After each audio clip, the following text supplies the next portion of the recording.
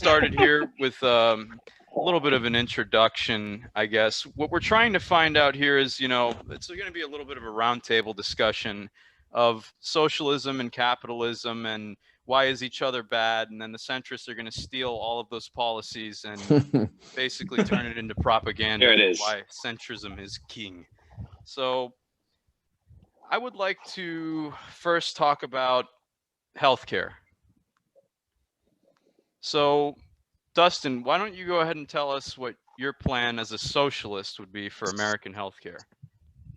Sure. So, just to start off, I guess I'll just give a quick definition of what socialism is, so that way we can know what me and Merlin are basing it off. If you guys have done any like digging into like leftist theory or thought, there's 10 trillion different types of leftists.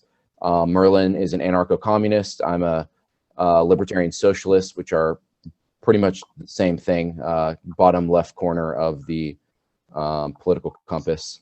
But at the same time, while we advocate for different things, maybe different specific policies or how to achieve socialism, the basics of socialism is still two main things, which is the direct ownership of the means of productions for the worker and the decommoditization of the economy.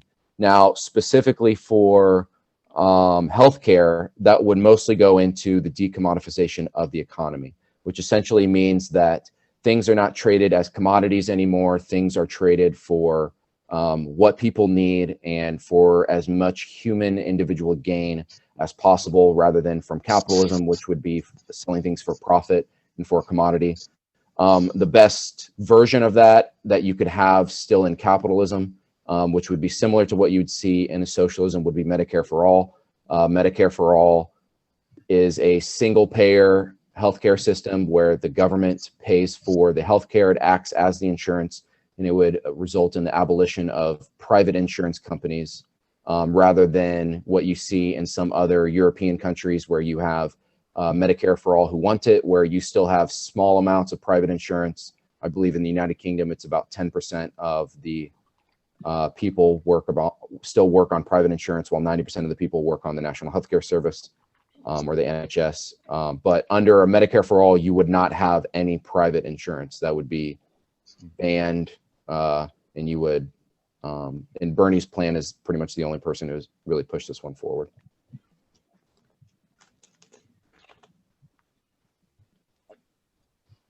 I don't know if Merlin wants to say anything. No, me and you basically have the same plan for healthcare. Demonetization. My bad. Yeah, it's important to note that this does not mean we have officially achieved socialism as just one version. It would be a socialization of the healthcare insurance industry. That you still have private health hospitals, you still have private pharmaceuticals, you still have different companies working under the healthcare industry with buying and selling commodities. But as insurance goes specifically, you would not have a commodity anymore. It would just be the government is paying for the hospital bills, paying for whatever your medical care service is. I'm a little confused as to like the delineation between a socialist economic state or economic model rather, and a capitalist economic model, in that, like, where is the delineation? Where is like the exact place or quantification of policies and qualification of policies? Are you saying like what is the difference between them, or? No. Where is the dividing line between the two in which you can say that something is socialist and something? Oh, okay, yeah. Okay, so I would say that if something does not, like a lot of people talk about like, is Venezuela socialist? Is the USSR, were they socialist? I think if you ask most socialists, and if you would ask people like Karl Marx, if you do not have the direct ownership of the means of productions by the workers, meaning that the workers own it, they have a democracy in the production. It is not a state-run capitalism, which is what you see in USSR and Mao's China. It is not just the government owning a company. It is the workers own it. They get to have democracy over it. They are the ones who would take the means of productions. And then you have the decommoditization of the economy. And so there's a big difference between what is socialism and what is communism. Communism, you would have a stateless, classless, moneyless society that is after that would really only ever be achieved after pretty much every country has moved to socialism, and we've had it for decades. And now you see the deterioration of the state, see the deterioration of class, and whatnot. But the policy specifically between capitalism would be private ownership of the means of production. So like Amazon is owned by Jeff Bezos, and the shareholders. But basically, whoever you can sell shares or you can sell ownership of the company, but legally, one person is allowed to own the company, compared to what you would see like in worker co-ops, which are not technically socialist, but they do have the direct ownership of the means of productions for the worker. And the workers own essentially what is one share evenly of the company. They vote on how they want the company structured. They vote on what they're going to be doing with the profit, the pay structure, if they have healthcare, what type of social services they get from the company, and whatnot. So I guess the day, like if you said, Monday we had capitalism, Tuesday we have the revolution, Wednesday we have socialism, what would that look like? Capitalism would obviously look like something like what we have today. Socialism, we'd have the revolution. Then socialism, we would have all the companies would essentially be owned by the workers. They get to democratically decide how they want to run the companies. And then you would have the government run a lot of the decommoditization of the economy. You would have a lot of decentralized different worker councils. There's a lot of different policies that would go into that, but essentially things will not be bought and sold for the sake of buying profit. They would be exchanged for the sake of who needs what, who needs when, and whatnot, if that makes sense. We could talk about different policies and specific type of markets and how they would work under socialism, but that's like the general gist of it. So if I look for Venezuela, are you socialist? Well, do they have the direct ownership of the means of productions? No. Do they have a decommoditization of the economy? Kind of, but not really in the full sense. In fact, Norway has a more decommodified economy than them, and they're definitely capitalist. So.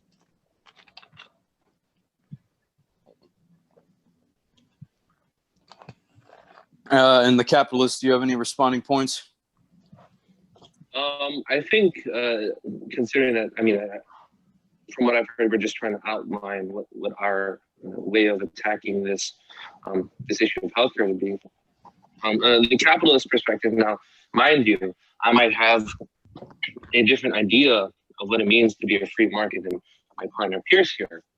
But the free market, in a sense, hinges on the fact that it is free. And that it is free from any sense of coercion. It is free from force. And this is just the bare bones rundown of the free market being free from force, and that the only means through which goods and services would be distributed and allocated in a free market can only be necessitated through the means of voluntary transaction and voluntary interaction between individuals.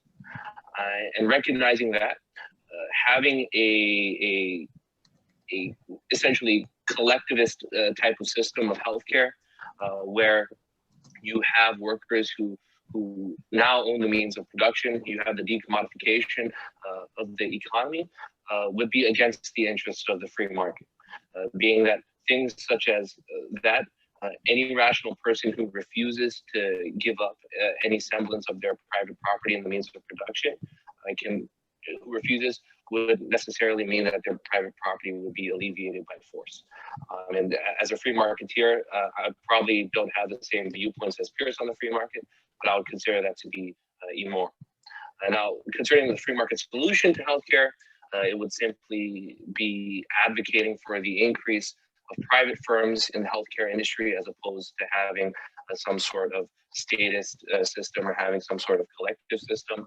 And that is simply because if you look at the current state of healthcare today, I'd make the argument that the amount of state intervention in the healthcare industry is actually what's harming a lot of Americans today who lack health insurance, who lack healthcare, instead of the fact that it's actually the free market's fault. We can look at the intervention of the state by enacting Medicare and Medicaid. If we look at the consumer price index relative to the healthcare price index in the 1960s, when you see the enactment of Medicaid and Medicare in the 60s, we see the healthcare price index skyrocket, contrasted with this relatively stagnant state of the consumer price index. Now, I do not intend to commit a correlation equals causation fallacy. I'm not saying in any means that it was the state's intervention that caused the rise in the healthcare price index necessarily.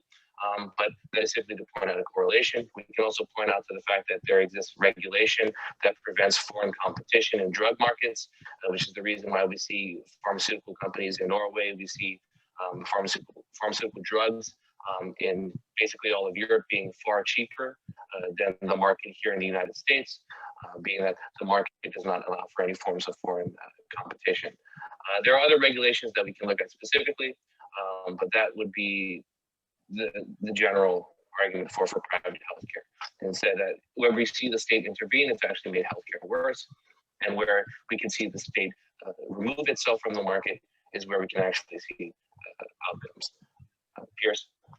So Jensen is correct in that I'm not exactly a laissez-faire capitalist. However, I do advocate for capitalism as opposed to systems such as socialism. How I define capitalism would be the private ownership of goods and services and the free exchange thereof. Simply, that's the definition that I run with. It does not necessitate state intervention. In fact, I believe the state has hampered capitalism's ability to increase the quality of life of individuals as well as countries as a whole. Capitalism also is more, I view it more so as a framework. So when I hear a lot of people who are either anti-capitalist or expressing opposition to things they deem as results of capitalism, a lot of those do not necessarily come with capitalism, but they can result within it, because capitalism is simply the private ownership of goods and services. Whatever that society deems as goods and services obviously will be, I guess, shown through in a capitalist framework. Now, in terms of the question of healthcare, I think whether or not private versus public healthcare, the question really comes down to whether or not you consider healthcare a right. Now, healthcare as a right, it's not necessarily, I don't consider it the same as saying, like, for example, speech as a right, or gun ownership as a right, for example, like what we have in our Constitution. Because those are things like, for example, your right to bear arms is, to me, something that you could practice without a state existing at all. Same thing with your right to speech, your right to religion, your right to expression, your right to free assembly. When it comes to commodifying rights, again, I'm in my personal view, and I'm not sure how many people in this call or even in the world share this, but I am not in, it's not in my interest, nor am I interested in making rights out of commodities. So I consider healthcare a product, just as I'm sure Jensen would. And I do agree that it should be privately, I think the private sector tends to do better as it pertains to healthcare than public sector does.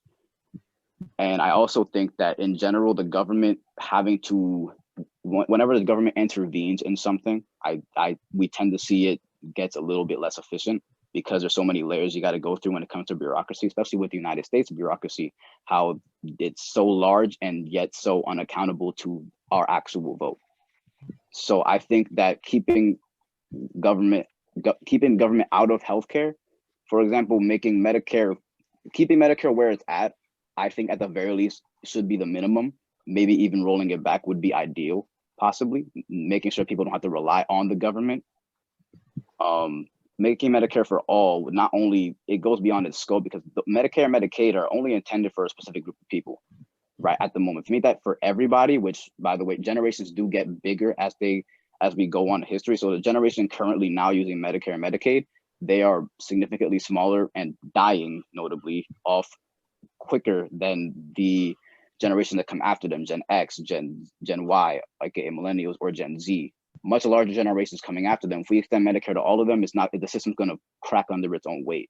Rather, I personally advocate for private ownership of healthcare, and yeah, that's basically it. If I could talk a few points on there. I know we all said is kind of our introduction. We all talked a lot of points. Hopefully we can kind of keep it 1 point to 1 point. I know I said like 10 things, and then everyone else said 10 things. So some of the points that Jensen talked about and Pierce talked about. So first of all, removal of private property and personal property are not the same thing. Karl Marx, and when he was writing Capital, was very specific on this. So when we say the removal of private property, that is to say that someone is not to own a business individually and someone is not to own an entire building complex. You can still have a house and a car. You can still have personal property, but what turns into private property is when you start using that property and other people start using it for production, and now you have an authority over them because they're using your personal property or your private property. So when it switches from you're now using your property as a commodity and people have to now sell their labor as for wages to you, whether it's be by rent or by owning a company, that's when it switches. So you can still have a house, you can still have a car. I just wanted to make sure that no one thought that socialists are going to try to take your car away or something. Okay, I got a question for that though. So if you're saying that, I guess, so to be clear, you're saying that once someone creates something, let's say I create an application, like a computer application, someone starts using that for labor, does that then become private property, or is it still personal? So let's say that I myself computer application. What do you mean? Let's say I created solely by myself, created YouTube, for example, created all the infrastructure, all the infrastructure for monetization and video creation, all of that by myself, and that's at that point my personal property. At one point, did that become private property if people start using it to make money? Well, I mean, you wouldn't use a commodity for making money. You wouldn't have commodities in socialism. So if you were making YouTube or something, you wouldn't need to use it to create more value or create more money.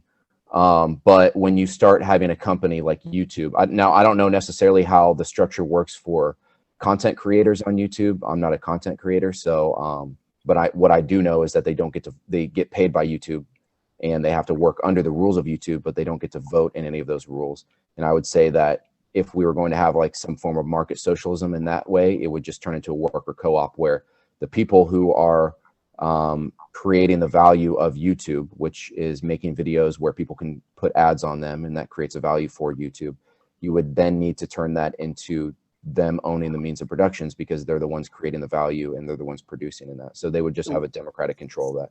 I have an added question to that. Why would you manipulate the value of the system that currently works when it produces its value on its own?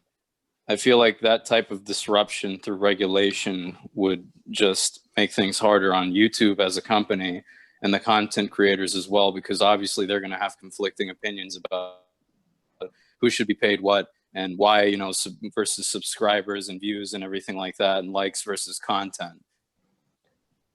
Are you saying why we would turn it into a worker co-op compared to just a private owned company? Right. Well, I mean, I would say just the fundamentals of democracy is what I would, personally believe. I don't think democracy is that difficult to where it would shut down the entire infrastructure. But I mean, it's kind of difficult because we're talking about a contracts company, a company that doesn't require you to show up to work. It's a completely different company, and I wouldn't really. I wouldn't say I'm as knowledgeable on exactly how that would work because it's just kind of paying people to show up and they can do whatever they want and then they just kind of leave. Yeah, let's bring it. Because YouTube's a little bit hard of an example. Let's bring it to Amazon because it's more the traditional worker there. I don't know if I would consider content creators a working class because they don't work together, and the value that they create isn't just for YouTube. I mean, once you become a celebrity on YouTube, you're a celebrity everywhere. Right. And that's not the case at Amazon. So Amazon, for example, how would you change that company to make it better for their workers as well as the nation and its interests? I would just turn that into a worker co-op. If without changing the entire structure of the country, it would just essentially become a worker co-op, which would mean that the individuals who work at the company would seize the means of productions. They would be deciding on what to do with all that money. I would be willing to bet they would not decide to give a quarter of their profit to one single person, which would be Jeff Bezos, or however much money. I think it's like $1 trillion company, and he owns like $200 billion worth of it, so a little less than a quarter. But they probably would also, want health benefits and higher wages, spreading the profit around. They probably wouldn't want to be, working so much that they have to pee in a trash can just to make hours and stuff like that. They would be essentially they would decide on how to run the company. I know different worker co-ops run on a hiring council base, so they elect workers to the council to decide on who to hire, decide hiring managers or CEOs and whatnot. Or some of them, I mean, I would say Amazon's way too big to do just a direct democracy. Usually worker co-ops that do that are less than 100 people. But yeah, just turn it into worker co-op and they would decide how to run the company from there. Here's my contention with this idea of democratizing the workplace. And it's not necessarily a bad idea. And worker co-ops are totally possible under capitalism. They're not an intrinsic property of socialism. The issue here is that I operate under a framework of rational egoism, and I operate under a framework of acknowledging and respecting the individual's rights to property, to life, and to liberty. Right? And the infringement on any of these rights would be considered immoral, even if it's for the greater good of the collective. Right? And when we have a system, right, where you say that the minute somebody utilizes some sort of or the minute somebody has their private property, right, it therefore necessitates that person must give up their rights to ownership of the property. What do you think necessitates the violation of that person's right to their property? Right, to their private. When I say property, this applies to private property and personal property under that framework. Well, I mean, I would say that under capitalism, the only thing that creates what the workers are making as the owner's property is the laws and the state that enforces it. I wouldn't say that that is philosophically their own property. They don't have anything to do with it. The workers are the ones that are creating it. The workers are the ones that are going, whatever property you're going to talk about, from getting the steel, from driving the trucks, from delivering it to, there really is no sense of where the CEO or the stockholders are ever involved in the creation of that property. And the only way that that is their property is because of the legal capitalist system. And so I think this would go back, I think this would go back to the basics of the liberal critique of, or the leftist critique of liberalism, is that liberals, and I don't know if you're a conservative or like a classical liberal or what you would go by, but most capitalism was created by by classical liberalism, is that social left-leaning people believe in life, liberty, and the pursuit of happiness. The way they go about that, which is through capitalism, I think is the complete opposite and an antithesis to, or an antithesis to, the ideas that they want. I want life, liberty, and the pursuit of happiness to be pursued to the best of its ability. I'm saying capitalism does not pursue that to the best of its ability. You don't have life, liberty, and the pursuit of happiness because capitalism puts profit and property over life, liberty, and the pursuit of happiness, while socialism is a structure that is designed specifically to benefit the human first before simply just the profit. And so I would say specifically to personal or private property, that just because the laws of capitalism say that you as your private property, that doesn't necessarily do it. I think philosophically, that's not your property. Other people are using it. You just legally own it. That's the only difference. And that would be a sense of coercion and authoritarianism and, completely anti-democratic. I just want democracy in the worst workplace, essentially. So before we get off this, oh, my bad. No, go ahead. You're good. So before we get off this Amazon example, so Jeff Bezos himself already violates the rights of his workers through life, liberty, and the pursuit of happiness.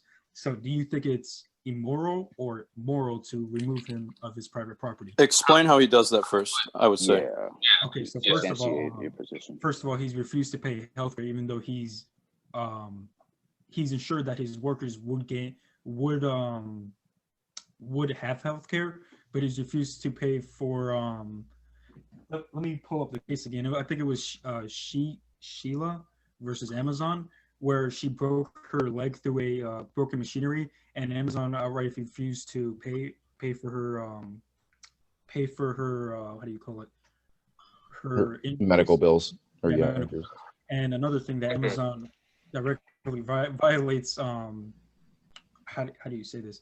They monitor their own workers on how long they would use the bathroom, and they even get punished for sick days. So do you think it will be moral or immoral to remove Jeff Bezos if it's private. If I can bring you like an anecdotal situation for that. I believe it was in Amazon that there was I think I was reading that there's a Reddit page just for Amazon workers and how much they hate it there. But on this page, they were talking about how this one person, they will literally just monitor you. And they said that within like a few minutes of you being lazy or not actually doing the work, they will have a manager come down there and tell you, hey, you need to start working harder. But there was a person at Amazon that actually passed out and almost died, and none of them ever noticed because they were so focused on the work. And I would say that if the profit is the part that they are so focused on rather than the human, which would be, life, so this person almost died.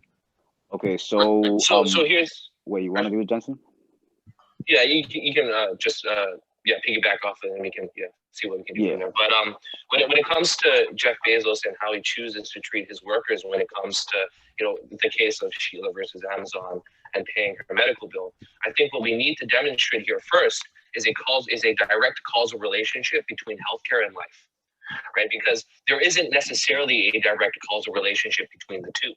And when we talk about rights, right, we need to consider what these rights are, right? So rights, from my perspective, rights are born out of the nature of man to survive.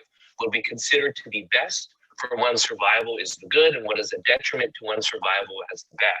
The right to ensure that the individual may be allowed to enact rational means to achieve his own ends, insofar as the individual also recognizes and acknowledges that no one is entitled to enact force on another, necessitating a violation of the other's rights.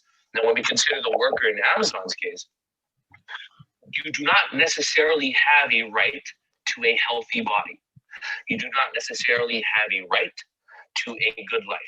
You do not necessarily have a right to good working conditions. However, what you do have is a right to fundamental life. And the danger of expanding rights to a subjective sense of life, where we branch off of life to determine quality of life. We branch off of life to determine all sorts of things such as healthcare conditions. The danger is that we get into this territory of what we see here, in socialism, where collectivism seeps in, and collectivism mandates that, okay, because rights have been expanded to mean these, it therefore necessitates that we violate the right to property of business owners, of private property owners, in order to mandate that the collective good comes before the personal good, before the private good. Right, so I just wanted to clarify there. So Pierce, so piggybacking off of what Jensen said, so essentially the conflation between healthcare and health, not to mention life, but even just health in general, there's no direct correlation, much less a causation between the two, and I don't think that those should be confused. Health now, in terms of the responsibility of Amazon to take care of their employees, now, is it in their best interest, public relations standpoint, or even employee satisfaction standpoint? Probably not. But in terms of the violation of the contractual agreement to work, within every company, every time you work for a company, you are signing a contract of security in exchange for authority as to what your wages, what your work is going towards. So in my opinion, so when I go, let's say I go apply to a job at Amazon or Target, for example, I am giving up I'm giving up a sense of autonomy for a sense of security. So I have security in that my wage is guaranteed if I do my job, but I also do not have direct say in where funds are going to be allocated towards like the higher up decisions, because I have entered that contract. Now, unless there's a breach of contract with the Sheila versus Amazon case, I mean, obviously I would disagree with that completely. But as for whether or not it's immoral and that they're not, I guess, protecting life, liberty, pursuit of happiness, again, the way that I, as a more, I guess I would call myself classical liberal in some ways, would define life, liberty, pursuit of happiness. I always define these things through the lens of the individual. And it's the individual's responsibility to improve, for example, quality of life or pursuing their own happiness. It's the individual's responsibility to pursue those things. It's not up to anybody else, for like a company or even the government. Like the government can't force you to pursue your own happiness. I don't think they should. I think government's role is to protect your right to pursue your own happiness, to protect your own life, and to protect your liberty. but I don't think it's their job to protect your protect your literal physical life or to provide the best quality of life for you. I think quality of life and life are two different things. And I honestly don't think that it's immoral for a company. Now, for a company to, for example, maybe they don't have the best work conditions. It is their decision whether or not they're going to have good work conditions. And if the market decides, okay, well, we don't like working for this company because we're not getting a good deal, I can get a better deal over here. The market, as in people, they will go move towards a different company. They'll work for someone else. There are options. You don't just have to work for Amazon. You could work for Target. You can work for Lowe's. You can work for. Or if a bunch of socialists say, "And hey, let's go start a revolution and get rid of capitalism because it's a much better system." Maybe. Well, I got an opposition to both of those things, but hold on, let me. Well, can I just ask a few questions? Okay. So, Jensen, would you say that property is a more inherent right than having a good quality of life? Your right to property can translate to a better quality of life, but in order to achieve a better quality of life, property rights must be recognized. Would you say which one is more inherent for the society that you would want? I don't think you need to delineate between which one's more. But the question of quality of life would be irrelevant from just simply recognizing the rights to property. The equality of life can be. Well, I'm saying, do you think of basic rights? Well, my point is that you said that that property is a very inherent right that should be protected, but then you said that quality of life is not something that is necessarily something that we should be considered a right. So I'm just trying to figure out. Yeah, right. So quality of life, right? I made the delineation between quality of life and the right to life. Because when we get into the territory of when we talk about the quality of life and we set, for example, quotas, these proverbial quotas for how life ought to look, how life ought to be ran, what a life for somebody should look like, right? Is that it gets into this domain of, okay, then if the quality of life ought to look like this, right, then it thus necessitates that we violate the property rights of another person to achieve this quality of life. And I fundamentally disagree with that sort of perspective, because a society that does not fundamentally and first and foremost recognize the rights of the individual as being infallible insofar as that individual does not violate the rights of another person, right? A society that values those rights first is a society that can thus prosper. But when you have a society that puts the collective and the common good before the individual, right, I disagree with that society, and I find it to be fundamentally immoral. Well, I would say that capitalism does not continue to push the individual rights in any way. There's a few things I just have to say on. All right, go ahead. Okay, so when you talk about healthcare as a human right, whenever I think of life, liberty, and the pursuit of happiness, I don't think of these as objective things and to say that you have a life you are living. And I don't think anyone in their right mind would say that healthcare is not something that is extremely needed in order to look at life. I mean, if you look at the life expectancy rate of people before we had any good medical care and look at it nowadays, that's a very clear correlation between our our advances in healthcare compared to not deciding to go over, hey, go grab this bush, I think that will clean up your leg that just got chopped off by a lion. And so I would say that in our society we should push life, liberty, and the pursuit of happiness to the best of the ability of the society, and under capitalism we have not done that to the best of our ability. And I don't know if that would be completely possible under socialism, though, because you can't really regulate that. It's not to say that somebody has to have this quality of life. It's saying that but the quality of life is different for everybody. If you mandate seizing everyone's private property, I know you said. Well, I would say that I don't think anyone has a right to decide to own a business that other people are running for them. I don't think that's an inherent right of property. I think that's personal. I don't agree with your framing though, because they're not running the business for you. They're working under you. You provide them the job. You continue the management. I want to make sure we don't. I want to make sure we don't conflate this current state of capitalism with the idea of the free market. The current state of capitalism in the world today is by far nowhere near what the free market is. I would say the free market always ends up getting to that point.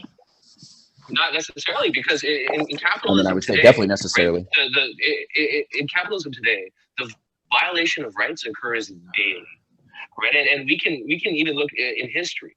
The idea of saying that slavery is an offshoot of the free market is the antithesis of what the free market is. A market that is free cannot exist and cannot coexist with the existence of force. Well, I mean, capitalism forces you to live under it itself. I mean, if you work for a business, you are working under an authoritarian structure. There's no way around no, because the free market can only necessarily operate through a system where the means of goods and services are allocated and distributed through voluntary transaction. But how is capitalism voluntary?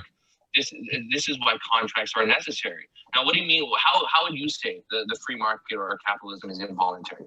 But I wouldn't want you to use the current state of capitalism as the example of what capitalism truly is. I mean, if we go to a state of capitalism that was far more closer to the free market, you would be looking at child labor, you would be looking at no minimum wage, you would be looking at terrible working conditions, you would be looking at constant depressions, constant revolutions. This was not a state that was any better than, you know, what we have today. I would argue that the state that we have compared to the early 20th century when Carnegie and Rockefeller were completely running the country and then murdering people because they wanted to have union strikes is far more in capitalism. Let's contextualize this history. When we consider things such as child labor, the context of child labor is a rough one. Right? Society was not necessarily as civilized as it was today, but let us also realize that the context for child labor is a very similar context for the existence of sweatshops in China and in India. Which are under capitalism. The harsh reality is that the current jobs that they have now are unfortunately the best jobs that they have to offer in their respective countries. Under capitalism. There's a good book called Naked Economics by the economist Charles Whelan that maps out this idea of the unfortunate outcomes of child labor and the unfortunate outcomes of sweatshop workers. But the reality is that by giving them these jobs, no matter how poor they are relative to the United States, when you compare them relative to their countries, they actually do better than the average citizen of their country working for Apple, working for Amazon, working for some clothing company. And that's simply because the countries that they live in aren't necessarily free markets either, right? And this is where my whole idea comes from. This is where my perspective comes from. If we actually allow the free market to thrive in these areas, you wouldn't need to see these people suffering. You wouldn't need to see this. And I mean, even harsh immigration laws could be our anti-free market. There's a reason why all of this labor is trapped in these third world countries. And the economist Brian Kaplan at George Mason does a lot of good work on open borders. I'm open borders myself. And when we talk about global inequality, a huge contributor to that is that simply this labor is not necessarily unproductive, but it's simply because they are stuck in unproductive countries that have strict immigration policies. And I consider the United States to be one of those countries that don't allow. The reason these countries have sweatshops is because capitalism has to offshore the lower working class to other countries rather than America. I'm going to disagree with that fundamentally, though. Well, I would say capitalism needs to have a lower amount of workers that are lower paid because the only way to get profit is to get as much money towards that profit as possible. And the only thing standing in the way is two things: how much you pay for stuff and how much you pay your workers. You know, one of the biggest things that Marx talked about was the crisis of capitalism, which is essentially saying that the owner's role or owner's job in a capitalist company is to pay the worker as little as humanly possible while making them do as much work as humanly possible. And the worker's role is the complete opposite of that. And so in the United States, thank God, we have at least some level of worker rights, at least some level of union rights, not as much as places in, you know, Norway and some of the Nordic countries. But the reason that we don't have labor law or we don't have sweatshops in the United States is because leftists and liberals pushed for anti-capitalist views of you know, minimum wages, unions, workers' rights, and so they have to offshore those jobs to other people. When you don't have, okay, yeah, I'm gonna why do you assume those are anti-capitalist? When we look at things like minimum wage, to what extent does the minimum because the whole point of capitalism is to get as much profit. wage? Okay, to if what I extent does can the minimum wage interject. ensure the rights of workers when the minimum wage as a policy discriminates against the low-skilled labor and actually supports high-skilled labor? To what extent does it ensure worker rights when companies can't even afford to There's companies can't afford that because they have to have profit as their no, margin. there's a fundamental absolutely afford it. problem with your framing of sweatshop labor and even China as a country as capitalist in any sense. Now, I would disagree with anybody who's willing to call China, Russia, North Korea, basically any dictatorship living on Earth that is a claim that's known to be communist by the majority of people on this planet. Framing those as capitalists is, to me, not in good faith, especially as it applies to China. I frame them as capitalists, but in good faith. I mean, I would say that they're not necessarily capitalists, but the companies, the sweatshops they're working for are capitalists. No. Here's the problem with calling them capitalists is because any company. Well, I'm talking about specifically the sweatshops, not the country. Okay, but here's the thing. Every single company that does business in China, whether or not it's of Chinese origin or not, has to work within China's economic system, which is a command economy. They have control over all business and over the apparatus of their current, not down to the currency itself. They have control over all aspects of their economy. That's why they can avoid things like we have to deal with in the US, such as inflation. Now, would I call the command economy capitalist? No, because that's inherently antithetical to the free market. You can't sell. There are a lot of things you simply cannot sell. I mean, there are plenty of other countries that have sweatshops besides China. Okay, I understand. That don't have command economies. No, I'll get there, but I understand that. But for the specific example of China, again, it definitionally cannot be capitalist. Even the companies that aren't of Chinese origin, maybe they're of American origin, but that do business in China, they are beholden to the Chinese. That's why whenever people complain about whether or not Disney's censoring stuff in their movies or whatever, I'm not surprised whatsoever, because in order to sell to the Chinese market, they have to make certain concessions, and they can't do some of the things that they could do if they were simply, if they weren't so embedded with the Chinese government, and if the Chinese government wasn't working the way that they do. Well, what part of the Chinese law forces other companies to make them be in sweatshops? It's not that they force the companies to use sweatshops. It's that's an efficient way to make money for them. Yeah, in a capitalist economy, which is what I'm saying. I'm not saying that capitalism needs to have sweatshops. It doesn't need to have it, though. Capitalism does not necessitate sweatshops. Capitalism is simply the private. There's never been a point in capitalism where we have not had sweatshops. When you have worker rights in one country, you move the sweatshops to another country. Okay, but see, that's a fundamental misunderstanding of why those companies moved overseas in the first place. Because they did not move overseas simply because capitalism wasn't. They weren't making enough money here. They moved overseas because the free market in the US is being hampered by government regulation. Okay, but you said so why would they move to a place that has a less free market in China?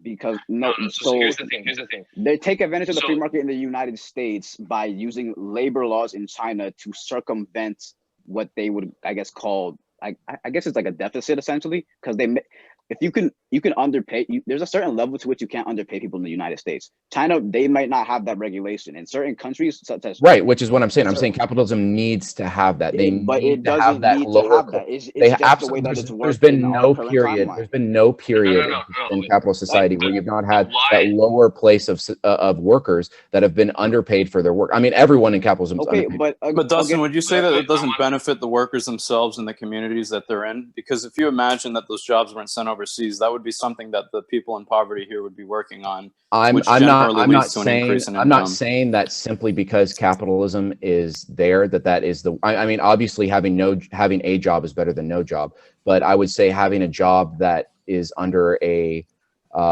socialist framework of owning the means of productions and having a democratic society is far better than capitalism. Well, and I have a question for you. I'm not saying capitalism is the worst thing in the world. I'm saying capitalism can be better by pushing to socialism. But again, I disagree with the idea that capitalism necessitates a class of essentially slave labor. Because I that's mean, what I would sweatshops say anyone operate who's as. working under wage labor. Well, is slavery. How do you determine slavery under is wage? antithetical. Slavery is antithetical to the idea of So capitalism. do you hold on? So do you consider? I guess my question is, do you consider it necessary? So you consider all wages, like, so anyone working in a wage job, you consider wage labor to slave labor, essentially. No, not. I mean, obviously, there's a huge difference between somebody working at McDonald's right now and somebody working for slavery, and It wouldn't be a good correlation. I would say, yeah, I would say that they're still being coerced and they're still being exploited. I To what disagree with extent that. is the private property owner not exploited and coerced under a socialist system? Because I don't think anyone has a right to dictate how other people rule in the sense of just because they own something. See, I don't think they're dictating that. No, but From an Okay, unbiased so opinion. when you work at a company, who decides what you do? The manager, your management, and then when you leave that company, you decide what you do. You work at you- that well, company you would only- necessarily because of the existence. In the free market, you work for a company through voluntary transaction. The reason why No, you it's not- engage in that whole relationship is it is because of a voluntary. voluntary relationship. Well, Okay, so Let's bring this back to the United States. Now let's look at all these regulations that you consider to be anti-capitalist, minimum wage being one of them. Do you really think the reason why you see these big corporations lobbying for higher minimum wages is because they're feeling altruistic all of a sudden? No. The reason why is because regulations such as minimum wages are a classic textbook example in economics as barriers to entry in a monopolistic competition market. These things such as Amazon's really is one of the few companies that is advocating for that. Right, but the reason why is because they can absorb the cost of these minimum wages. The businesses that cannot absorb necessarily fail under these economic conditions. Well, they can't absorb that because they have to have a profit margin. Because in capitalism, you have to constantly. Oh, because you have operating costs. You can't simply money has a value. I'm not saying that. I'm not saying that you can't have operating costs. I'm saying the part of profit and the part of getting profit for that company could be spread out between the workers, and you wouldn't have to pay for that. That's a huge part of how much money you here's the problem. As soon as you start raising the minimum wage, you inherently will have less employees, especially when it comes to smaller companies. Under capitalism. That is a death sentence.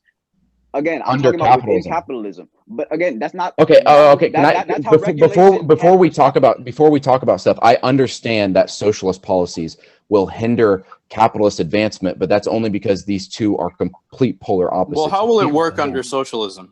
Under socialism, you would not need to have profit. You would not need to have this constant competition between businesses. You would have enough. We have enough stuff, whether it be houses, whether it be money, whether it be land. But we don't.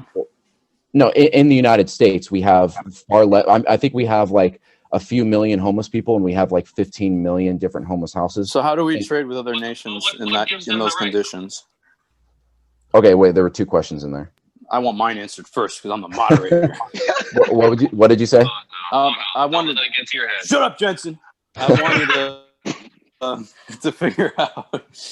So are in that example, are you saying a moneyless society where businesses aren't competing with each other? No. I would say to have a moneyless society, you would need to have every single country having. Okay, so socialism. There is money still in the society, but the businesses aren't competing against each other.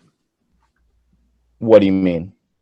Is that because I'm just trying to phrase what your society looks like? Are the businesses competing with each other or not? So in a market socialist society, you would still have business competition, but in a true, what I would say is what Karl Marx advocated for, which is like a decentralized or centralized economy. You would not have necessarily businesses. You would just have production modes that are owned by the people, and you would divvy that out based on need rather than divvy that out. And would those be classified as one? Like, let's say we have 3 research and development companies that all turned into worker co-ops. They nationalized the industry. They're not competing with anybody, actually. They're all doing this. No, yeah, they're not competing with people. They're all working towards the betterment of society. They're just trying to. How do they better society when they're not competing with anybody? I mean, you could even see over history. I would make the argument that even in war, we've seen innovation and technologies come out that have bettered society and the quality of life everywhere around the world. I mean, there's plenty of innovations that have come from zero competition with other people. Not to mention. Do you have an example of a really good one? The internet. That was competitive. No, those were just scientists creating it. The scientists. That was competitive, I would say. No, they were just creating the internet because they were trying to communicate between different scientist organizations. But that's innovation formed within a capitalist framework. They just changed. But it had nothing to do with capitalism. Capitalism was just there. They didn't do it for monetary value or profit. They were doing it because capitalism they needed is not you don't have to. Capitalism is not prescriptive. I think your idea of capitalism is that it necessitates a profit motive. It absolutely does. That's what the way the free market runs. The idea of the free market does not exist necessarily under a profit motive. The idea of a free market operates under the guise of rational egoism. That every decision a person makes is in his rational self-interest. That a human acts perfectly and will achieve means to bring about the ends that he wishes to bring about. But the means that he chooses to bring about those ends cannot necessitate the violation of another person's rights to life, liberty, and property. Okay, I mean, you're repeating John Locke, who is not somebody who I would say is a free market capitalist. He advocated for very, very harshly worker rights. But you can have worker rights within capitalism. That's committing the genetic fallacy. Just because it came from John Locke doesn't necessarily mean the idea. I mean, but you're not talking about specifically what you're not talking specifically what about capitalism is. Capitalism is a profit-based free market. That is no, it's not. Wait. No, you're talking about that is a very myopic view of capitalism as solely an economic system. Capitalism does not exist in a vacuum. It doesn't exist in a microcosm. Capitalism is not just an economic system. It is also a political and social system. All economic systems derive from these epistemological foundations of recognizing that in order for this economic system to succeed, society and politics must also recognize individual rights. Okay, I think you're conflating classical liberalism with capitalism. I understand that classical liberalism invented capitalism, but capitalism is inherently an economic structure. Same way that... Okay, I really would like to be able to answer. Okay, so my concession with classical liberalism is not the inherent values that they bring about, it's the way that they bring about it. I'm saying that capitalism is not going to get you life, liberty, and the pursuit of happiness, or property in the same way that you would want property for owning your home or owning your car. I don't think anyone has an individual right just to go on the stock market and then buy property that they didn't contribute to, other than having the monetary value of it. I would say that life, liberty, and the pursuit of happiness would only be able to be pursued if you have a fully democratic society where there is no coercion, which you absolutely have to have coercion under capitalism. If you do not work under capitalism, you die. That is the way it goes. If you do not contribute to the society in a profit motive, that is the economic part of capitalism. That is 100% what we're talking about.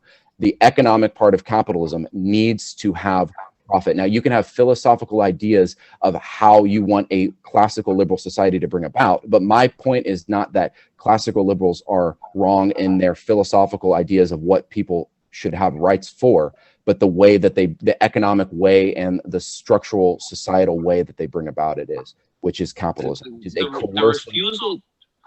The refusal to act, thus leading to death or thus leading to negative outcome, is not a property that is intrinsic to capitalism. The refusal to act, refusal to act is completely different than refusal to work under a coercive capitalist society. You can decide to make artwork all day, but if that doesn't make a profit under capitalism, then sucks for you. You got to die. Okay, or you can decide. It's not necessarily a profit. You can choose to make artwork so much. Hold on, let Pierce make a point here. So my main issue with this idea that capitalism is inherently coercive is, again, capitalism is not a prescriptive system at all. It does not prescribe things that must happen in order for capitalism to work, except that. Well, it absolutely does. It doesn't prescribe morals, though. It doesn't. You can have capitalism under several different moral frameworks. However, the only thing that's necessitative is that there's private property and the free exchange. Right, and I'm saying under a liberal or leftist view of what people's rights are, you can't have capitalism. So to say that, okay, but I think that your view of what rights are is skewed at best. Life, liberty, and the pursuit of happiness. Okay, but you're saying that as life, liberty, pursuit of happiness in the collective. if you view it as an individual, then the individual is responsible for. I would say that under capitalism, life, liberty, and the pursuit of happiness is given to the individual who decides to beat out the other individual, and then therefore that's how life works. That's not how life works under capitalism. I'm saying that's not how it should. Forever. Forever. Yeah. Under capitalism, feudalism, slave labor, we've not had good profit existed before society did. Because think about it like this: if you plant a seed, for example. And if you're planting, I guess vegetables, for example, you have to sow the seeds first. You get a profit after the harvest. That is profit. Profit precedes. Profit is taking that. Profit is an additional. Profit is additional monetary value you add on to. Profit is not just getting monetary. Profit is not monetary. Profit is numerical. We need to stray away from this idea of profit, because once again, I fundamentally reject this myopic view of what capitalism is. Profit is not the sole motive. The fundamental motive associated with capitalism is still the fundamental motive that is intrinsic in humans. And that fundamental motive is that you will act purposefully to achieve means to bring about the ends that you find to be the most rational for you given your circumstance.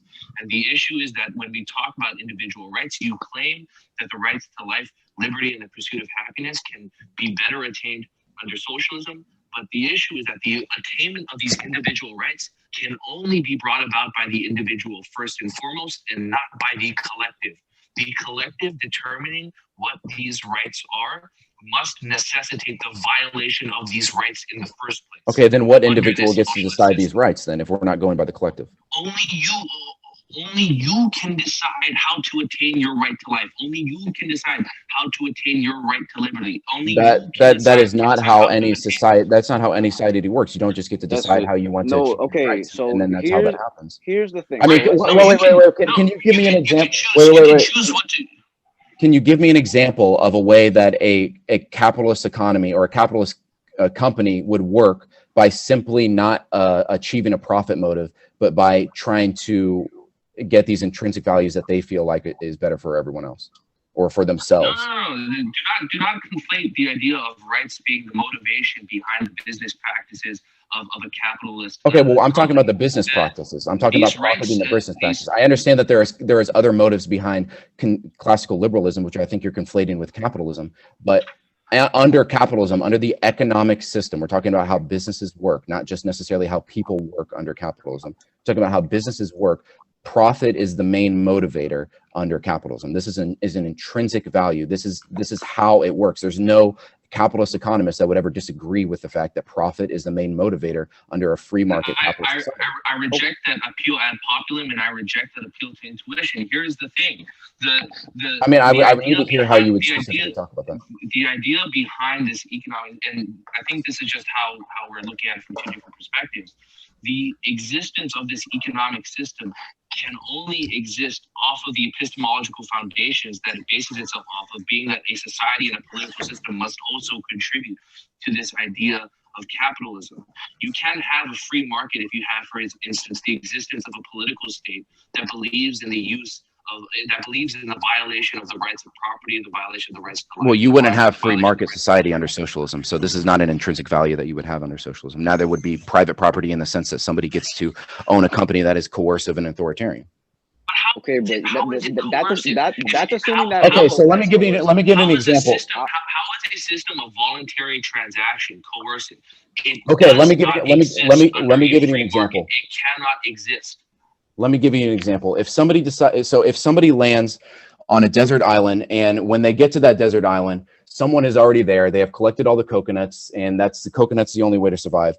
And so they go up to this person and they say, "Hey, can I share some of the coconuts? We both need to survive." And that person says, "Sure, you can have all the coconut, or you can have as many coconuts as you want if you suck my dick." Now, in this specific situation, this is somebody who owns the private property of those coconuts. Thanks, Justin. We just got demonetized. I don't think we were ever monetized. Lost it. in this system, that person is under the guise of capitalism and classical liberalism in the sense that they privately own those coconuts. Those are their private property that no one else should be able to violate. And when that other person comes up there, the only way for them to survive is to go under the coercive guise of sucking this person's dick and getting the coconuts. I would say that sure, they're probably going to end up better if they suck the dude's dick and get some coconuts. No one's denying that. You need to survive off food. I'm saying the coercive part of capitalism, the part where you have to do what that person says in order to survive. He doesn't have to do it. He could always kill the guy. That's how the world works. Okay, well that would also be that would be even more coercive because you're just killing them. Your survival. How is killing someone not coercive? That's how. No. Your survival does not necessitate. Your survival does not necessitate the violation of another person's rights. That is not how. Yeah. Okay, I'm saying someone's rights of owning the coconut does not necessitate the life of the rights of the life of the person. I do not say private property is an individual right, or private property is not a right in the sense that that person, simply because they got there first, they get to have the right to the private coconuts. That is a value I would say I do not prescribe to. So I agree, because the earth produced those coconuts. And yeah, exactly. And I would say that most people, even if they prescribe, like if they're looking at what rights you prescribe to, most people would say, okay, I don't think that somebody should have a right to coconuts versus someone should have a right to live. That's what I'm saying. I'm saying, but he always has the right to kill him. But here's where the well, I mean, they don't really. That would be getting rid of life. The problem is that you have the situation on the island. The person owns the coconuts. Let's say he picked them himself. Yeah. The person who has those coconuts that he already has picked does not technically, he doesn't have private ownership, but the coconut's still on the tree. So that guy who is asked in this situation, he took all of them.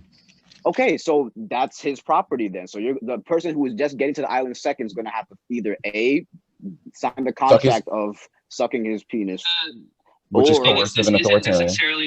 Can we change this with labor, guys? Do we have to keep using this example? Come on. I don't like this example. No, but hold on. I'm going somewhere with this. So he could either do that, or he can go find other food on the island.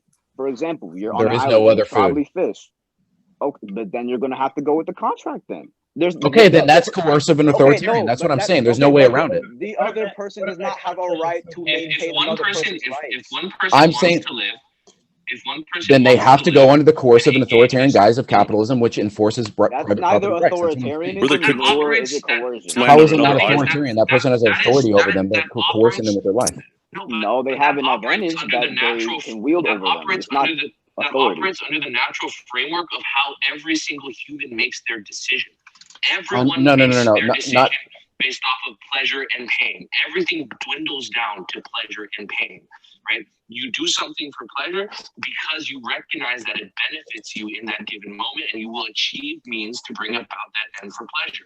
And I'm not arguing that you're not getting more pleasure out of having coconut or sucking dick, if that's what you would find more pleasurable. But I'm not saying that.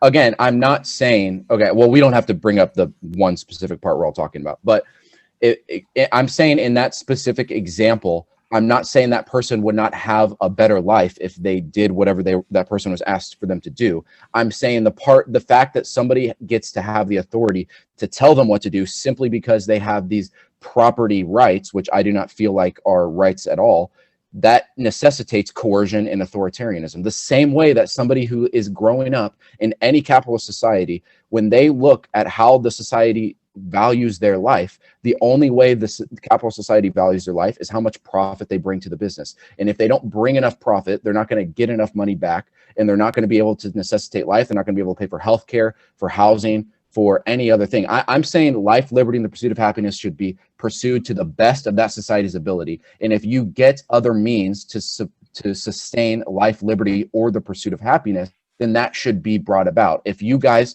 now have the ability to have everyone be able to go to the hospital and get health care, then that is the next level of life. That is the next level of life. If we have the ability, I feel at least try. That's what I'm saying. And I'm not saying, and in fact, in Karl Marx in Capital, he specifically said that capitalism is almost a necessary evil, in the sense that you need to gain all of this sustenance and you need to gain all of this stuff. And once you gain that stuff, capitalism has lost its value, and you can move on to socialism. Same way that feudalism, we moved on. Has it really though? I mean, we can argue over whether capitalism has reached that point yet, but that would not be a version of I would like to find that out right now. How many of you think that capitalism hasn't reached the point where we can move on to more, quality of life? Well, the point of doing that would be you would be admitting that we need to move on to socialism, and the debate is kind of. I don't think we need to move on at all. But I would say socialist policies can be helpful to a lot of people in America, and it might affect business right now. The reason why I'm opposed to a socialist uprising right now is because how it will affect us and our businesses on the whole global arena. You see, we're going to get taken advantage of. Yeah, that's a different argument, but you would at least prescribe to the idea that we need to move to socialism eventually. But I wouldn't advocate for it right now, which is why I'd be opposed to you advocating for it right now.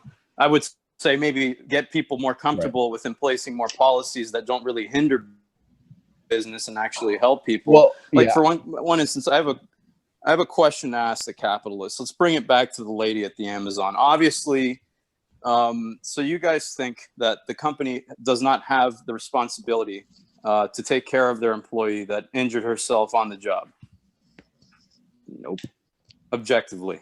They don't have an innate responsibility to do it. However, it would benefit them in terms of a competition perspective. The company can be as douchey. The company can be as douchey as it wants, but that doesn't necessitate me coming about and enacting force on that company violating their rights. So how would we enforce a solution without violating their rights? How would we put in a solution without violating their rights?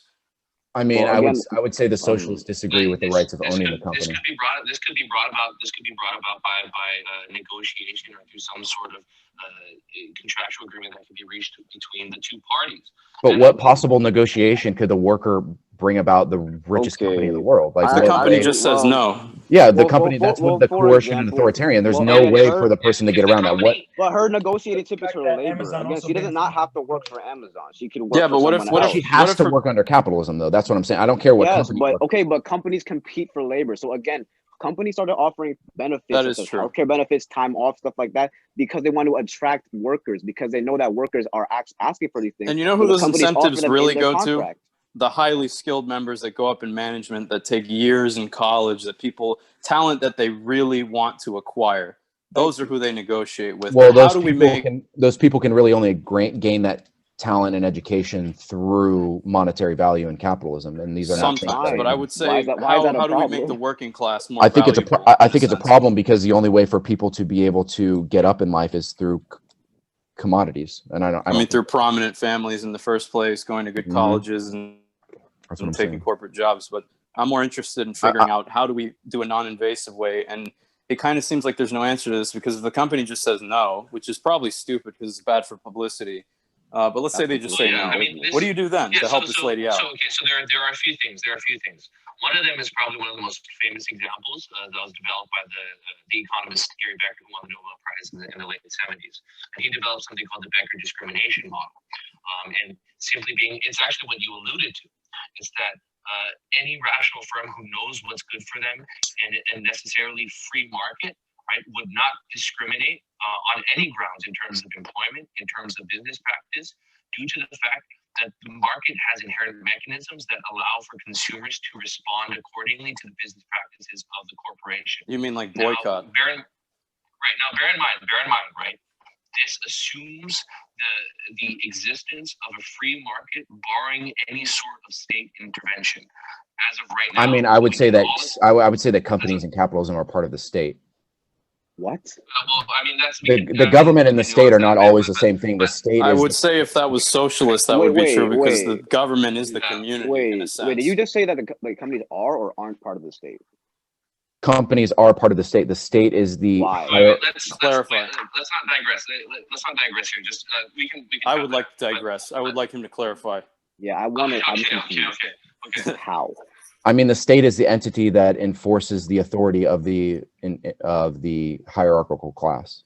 So in capitalism, the government, I mean, I don't think anyone is going to argue. But they don't inherently do that. They do that because they're lobbied to, or they have more incentives provided. Well, that would be the authority of the capitalist class enforcing its power over the government. So socialism, how does socialism change that? Well, I mean, specifically, or I'll get to that in a second. I would say specifically in capitalism, I could list a multitude, and I think Merlin can probably knows more about this than me, a multitude of countries that were invaded by the United States or had the CIA go in there and enforce right-wing and capitalist. Capitalism is antithetical to the free market. That's not antithetical to the free market. Then free market needed those companies to engage in free market entity, like in Chile. No, because all of those countries. The free market needs nothing except the acknowledgement and recognition of individual rights. That is absolutely not true. You cannot have a free market based on individual rights. How do you get any money on free rights? What do you just actually you do, but it's not necessarily ethical. I mean, I would say that free rights under capitalism is an oxymoron. But the point of I mean the coconut thing. I was telling you. I would use that same statement under socialism. Okay, but in the coconut example, why does that person even have a right to the coconut simply because he's starving? Okay, well, you're saying that you don't value the right of life. No, see, we fundamentally disagree on what on the right of life. No, we disagree on one, what that means, and two, whose right it is to protect those rights. Again, capitalists. I would say the society. When you have two people, you have the society. I'm not opposed to the coconut theory. I would disagree. I would think that the individual has the sole right and has the sole responsibility to protect their own life and their own. Okay, but there's really no way to do that if somebody has coerced you into or taken off. Which is why you kill the man for the coconuts. Again, you can. Okay, that's still coercion. That's the ultimate level of coercion. You just killed them. Wait. Okay, hold on. Wait, why is murder coercion though? I don't understand this. Why? Because you're killing the person. How are they going to tell you? Murder is free market. Hold on. No, if he's already dead, I haven't coerced him at all. Murder is communist.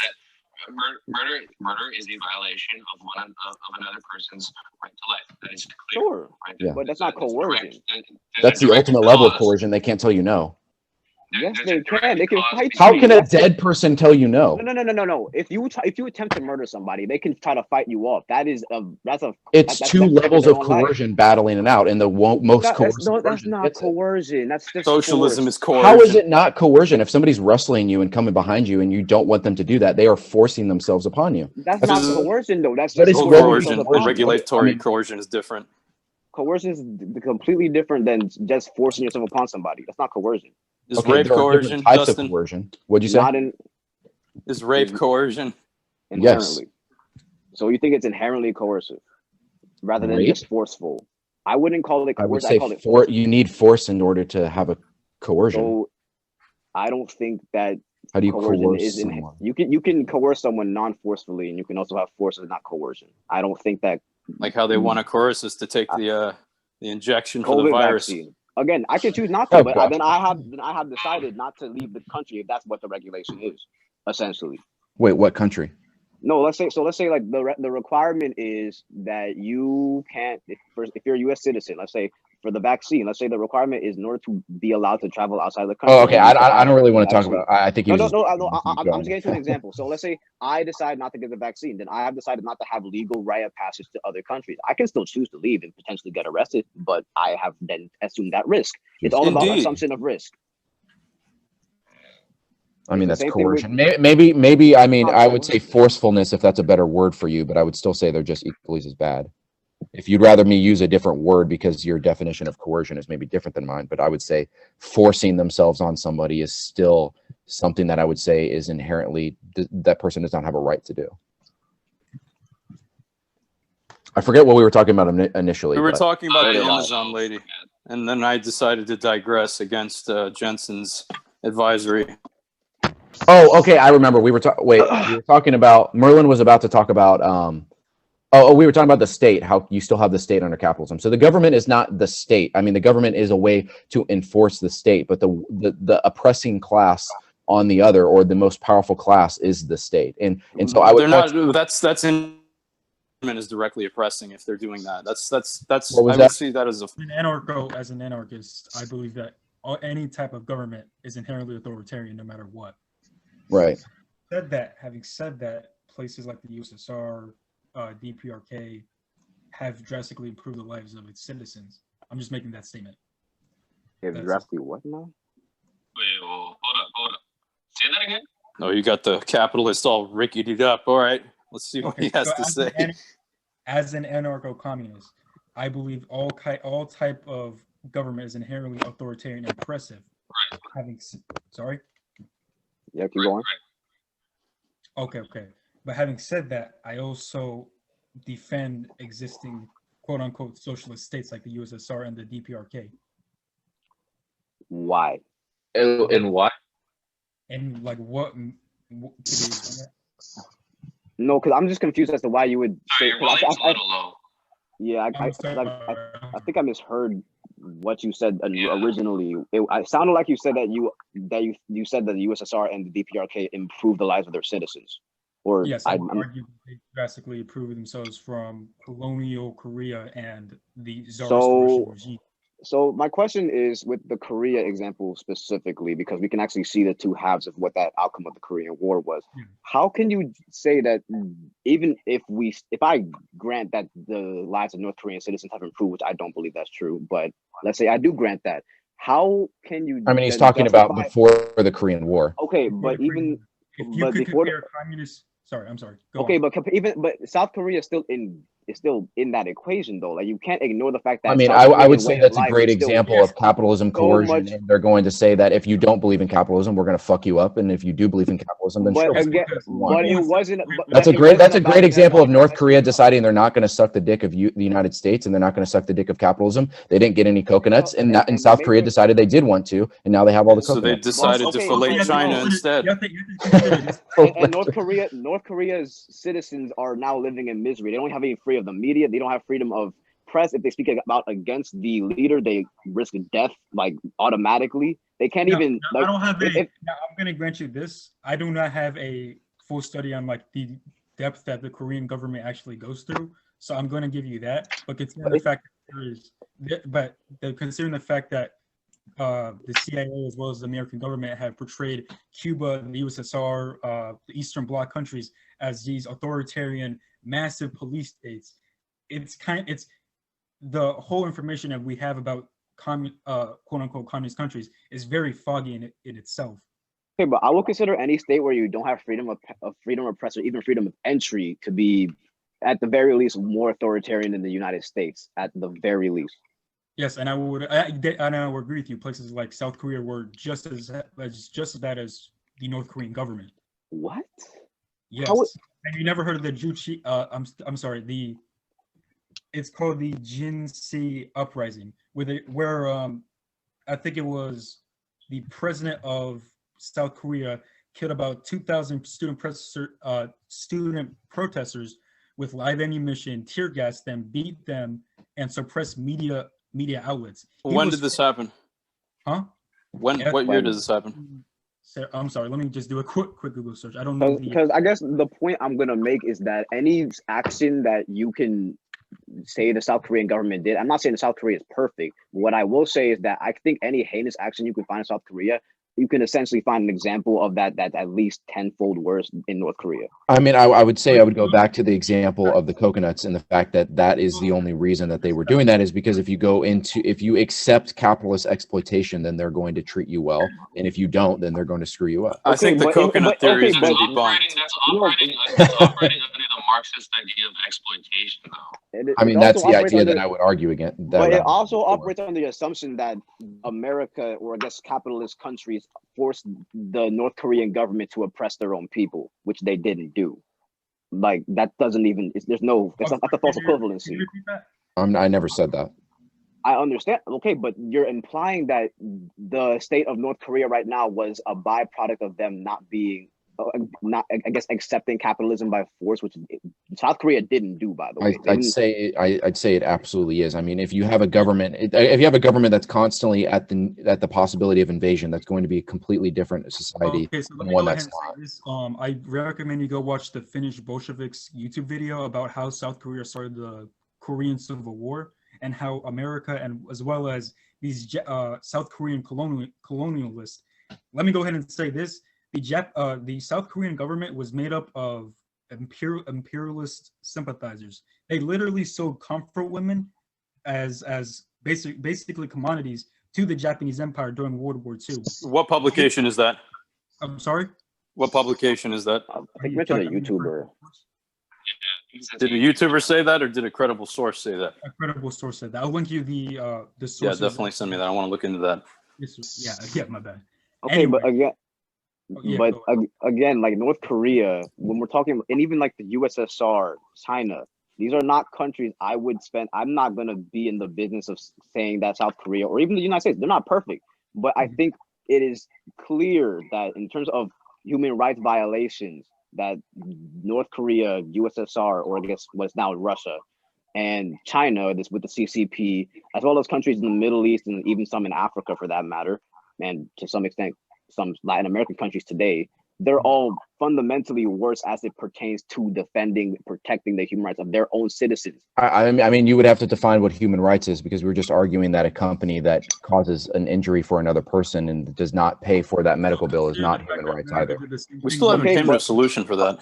Okay, but I think there's a difference between the company socialism not paying. does. I think there's a Socialism is the only one on the table, but I'd like to hear what they would propose. Because to that. okay, but we don't. The thing is that as a capitalist, I do not see the company having an inherent responsibility to provide health care to their employees. Now they can do that. That's permitted within capitalism. I mean, I would say that they wouldn't do that. That's what I'm saying. I would say the society does. Also to clarify though, is that the same rules apply to the individual just as they apply to the company. Just as the company does not have an obligation to provide for the needs of another citizen, the citizen does not have an obligation to provide for the needs of another person. Exactly. And now to bring another. Wait, so the company also it would be different if versus, let's say in this scenario, they're just not providing them with healthcare. It'd be different if working for that company meant you couldn't get healthcare.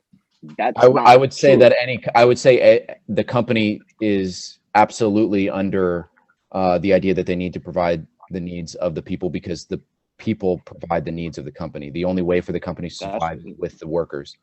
I disagree. I disagree that that's the how would a company though. How would a company not work without workers? No, they work with workers, but the workers voluntarily enter a contract with that. No, company. they don't voluntarily. They won't voluntarily do that. I mean, we're talking about. They kind of do, because you have a choice whether to work. You don't have to work. Okay, but you have a choice to work for different capitalist entities. You don't have a choice whether to work under capitalism. You could also work for yourself. Yeah, but you could work under a worker co-op. People are unemployed. I mean, those are few and far between, but they could always start their own. I mean, you have to say that. I mean, that's very difficult. I mean, no poor person would be able to start a company. So is it only poor people that are advocating for socialism in America? No, I mean, it's definitely not rich people advocating for socialism in America. Yes, there are. Not, but I'd say, we have to say that these people have an option. They don't have to force everybody into their world of socialism. They could start by making those worker co-ops, and that hasn't been happening. Well, I would say that the reason that hasn't been happening is because people don't really truly understand what socialism can do for them. And I would say, I would point towards books like Noam Chomsky's Manufacturing Consent, and where the state, including capitalism and the government, reinforce an idea that capitalism is something that is better for people, and they hide the human rights violations of the United States, CIA, the coercion, the countless amounts of countries that are under the boot heel of capitalism and imperialism, and the countless amount of countries that have been having right-wing fascist governments. Are they really under the imperialism?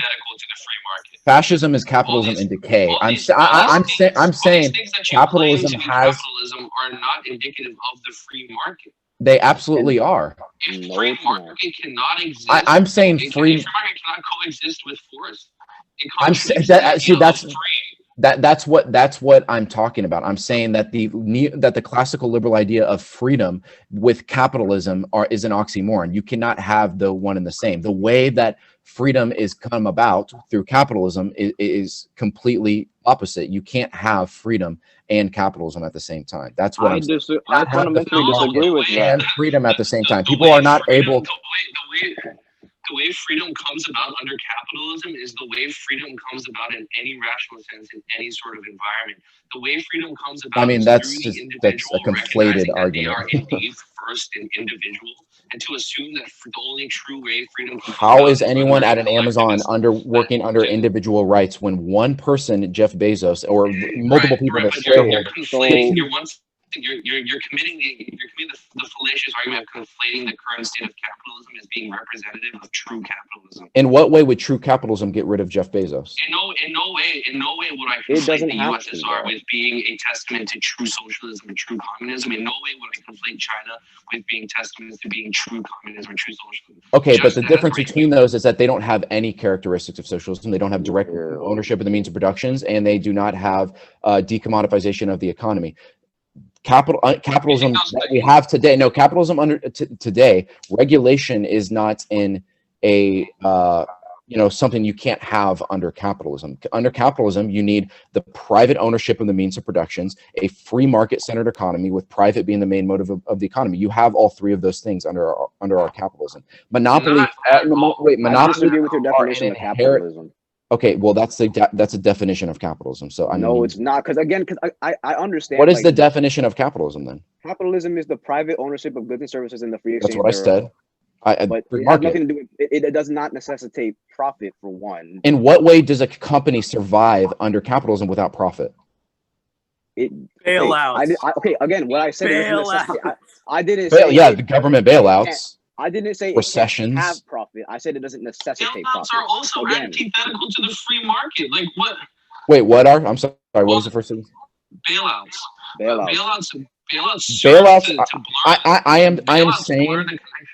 I am saying these are the problems. These are the crises. Okay, but here's the thing, though. The socialist theorists all have their own definitions. I just want to explain this thing real quick.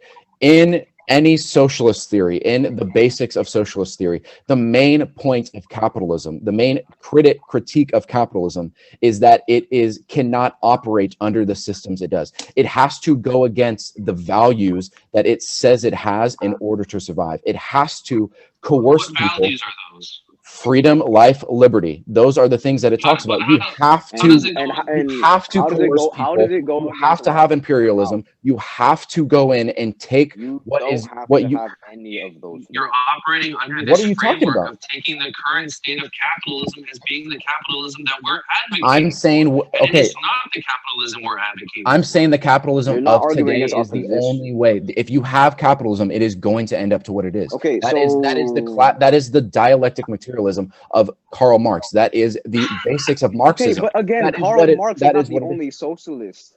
Okay, I know, but the basics of I know, but pretty much all socialists would agree with this part of capitalism. Capitalism has a natural deterioration. Different than you guys. Capitalism has a natural deterioration. The products, the way capitalism goes about, is absolutely going to deteriorate upon itself because it needs profit. It needs these parts of it, and it cannot survive under that way. The owner has to pay the worker as little as possible, but the worker has to buy the products the owner is selling. These are two antithetical. Do you assume that the current wage is automatic? That whatever wage you're paid is automatically the lowest possible wage that you're paid? No, that's not automatic because there are plenty of socialists and unions and leftists that have tried to fight against capitalism.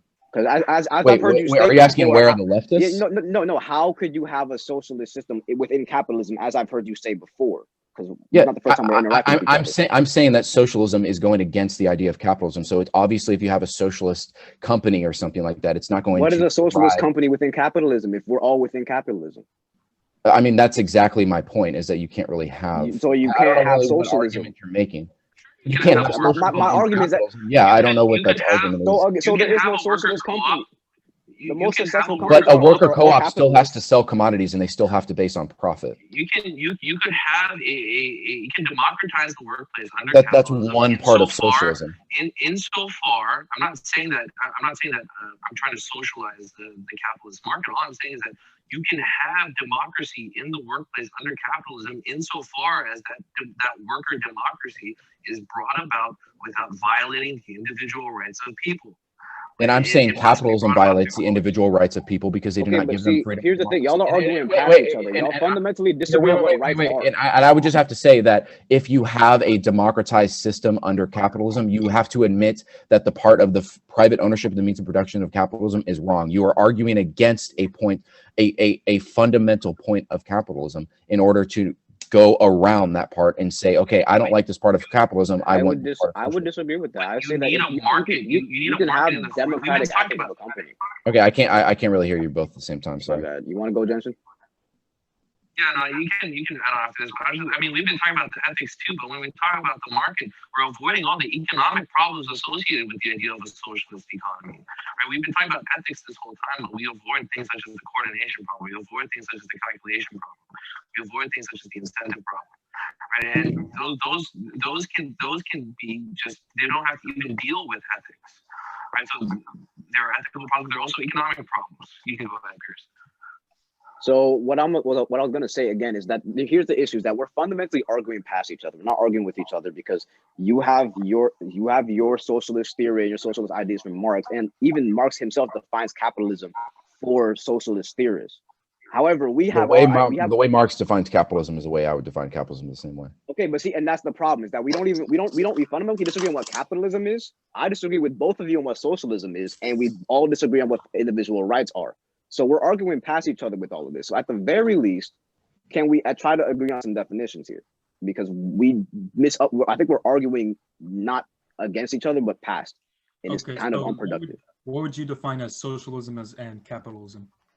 The way I define capitalism is, I define capitalism as the private exchange, private ownership of goods and services, and the free exchange thereof. That's simply that is it. That's all I define capitalism as in its base form. That's how I define capitalism. Now, how I define socialism is a bit trickier, because I actually have arguments for the socialist definition of socialism and how most other people view socialism.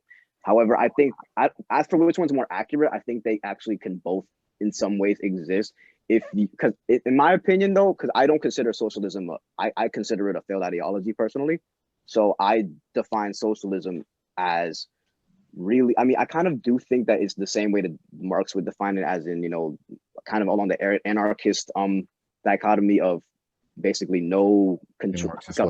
Marx wasn't an anarchist. Like a stateless class. No, but like the way that anarcho-socialists and communists would define socialism, I can define it the same way they do while still disagreeing with it, because I think that what would you define it as? Kind of in the same way. So basically, the way that companies would essentially operate is, like you said, in democratic way, democratic, no top-down ownership, lack of hierarchical boss, supervisor, manager type thing. Yeah, but you wouldn't have companies under socialism, because you still need to have commodities and you still need to have profit. So that's okay, but the reason why I fundamentally disagree with that is because I think that, again, let's say you have a company. Wait, you disagree with you? Wait, are you saying? No. I disagree with democratically run company, like fully democratically run companies, is what I'm saying, or organization. But that's what you're advocating for with your socialist idea, though, isn't it? Or correct me if I'm wrong. I would say that democracy is a pivotal point of socialism. Yes. Okay, so the reason I disagree with that is because, let's say we have 100 people in one company. Let's say it's a company producing clothes for their local community. Let's say that a decision needs to be made on what they're running out of materials, and the decision needs to be made as to what they're going to replace it with. And 51 people in that company vote to replace. Let's say they're working with linen, they replace it with cotton, and then the other 49 vote to replace it with, let's say, polyester. Now, I don't think the reason why I disagree with that is because I believe, one, it breeds animosity between the people within the organization, and I think eventually that co-op or work group would eventually disintegrate and they would form off and split. And I think that would eventually happen multiple different times as you have. I mean, I could say the same thing for capitalism. The fact that the owner is making all the decisions would make a split between the owner and the worker, which is that's fine within capitalism, because. But even if they don't make all decisions, it's fine within capitalism to have. They don't make all decisions, but all decisions cannot go against what the owner says. Yeah, all final decisions go to the owner, but that's okay, because within capitalism, you can implement the democratic systems which do not violate the rules of capitalism. Yes, I don't believe you would not have private ownership in the means of production. Yes, you would, because if I'm the boss of Amazon, let's say I'm Jeff Bezos, I privately decide, okay, look, I'm going to allow the workers to submit their let's say, I see bad example. So let's say I'm Jeff Bezos again. Let's say that I allow the workers to voluntarily on their contract decide their hours when they're applying for their job. And that's what usually a job will ask you to say what hours you're available for. That's still not private ownership of the means of production. No, that's privately, still privately owned. You just are allowing people to give input. There's nothing wrong with allowing. Yeah, but if you decide not to allow it, then the democracy is gone. I'm saying that. Okay, but capitalism does not necessitate democracy. Snap their fingers and get rid. I understand that, but you're saying that you can have democracy under capitalism. I'm saying you have to get rid of a pivotal part of capitalism in order to do that. No, because they don't own the company simply by having some leeway in the decision-making process. The company is still owned by Jeff Bezos, but they still have. Okay, so that company is still owned by Jeff Bezos. So whatever democracy they're having is only given by Jeff Bezos. So that's not really true democracy. That is it's democratic. It's not democracy per se. Just because you're voting on it doesn't mean you have democracy. No, true democracy is mob rule. Obviously, you're not going to want a company to have mob rule because you're not going to. Okay, we can argue about whether democracy is good or not, but we're arguing whether you can have. This also begs the question, though, is whether even having democracy in the workplace will allow for an efficient distribution of resources. Like, how does democracy even benefit socialism? Is what I'm like. How does it? Okay, that's a different. That's a different part. We're arguing over the definitions of capitalism, socialism. I don't want to move to a. Good, unless we're all ready to talk about the. Okay, but so I define capitalism very simply: the private ownership of goods and services and the free exchange thereof. That's it. Nothing added onto it. Nothing amended. That's the plain old definition. It can manifest in many forms. There. No. Okay, that's fine. But you manifest in a different form to change the definition. But I'm saying now, in the spirit of faith, I'll let you define socialism because I think I can still argue against your definition. The direct ownership. Okay, you would be wrong, but the direct worker ownership of the means of productions and the decommoditization of the economy. Okay. Just those two things. Fair.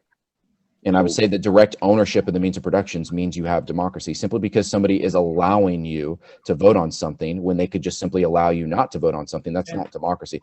Somebody allowing you to have democracy until it goes against their self-interest is not true democracy. It's having the direct worker ownership of the means of productions and not having one person have the ability to go in there and one snap of the finger sweep away all the democracy that they have. That's not what true democracy is. How is the input of democracy in the workplace? So consider you have two groups in a work or in a firm that has the direct ownership of the means of production. How is the decision making of one capitalist overruling the decision, overruling, let's say, the person wanting to work less hours per day, different from a collective entity overruling the decision of a minor entity? I would say that I don't necessarily just prescribe the idea that you can't have some level of authority. I would say you can't have any inherently wrong authority, in the sense that if the people did not come to that decision, then that is an inherently wrong decision because you are. But the decision is the same nonetheless. I mean, it's not the same nonetheless because one person is making it versus the people are all coming to that same agreement. Okay, but the people isn't even a unified group. It's like you can have a majority. It's just a majority. Like you would have 51 to 49. That's a majority in socialism, but it's just a collective of people who share the same opinion on a certain issue.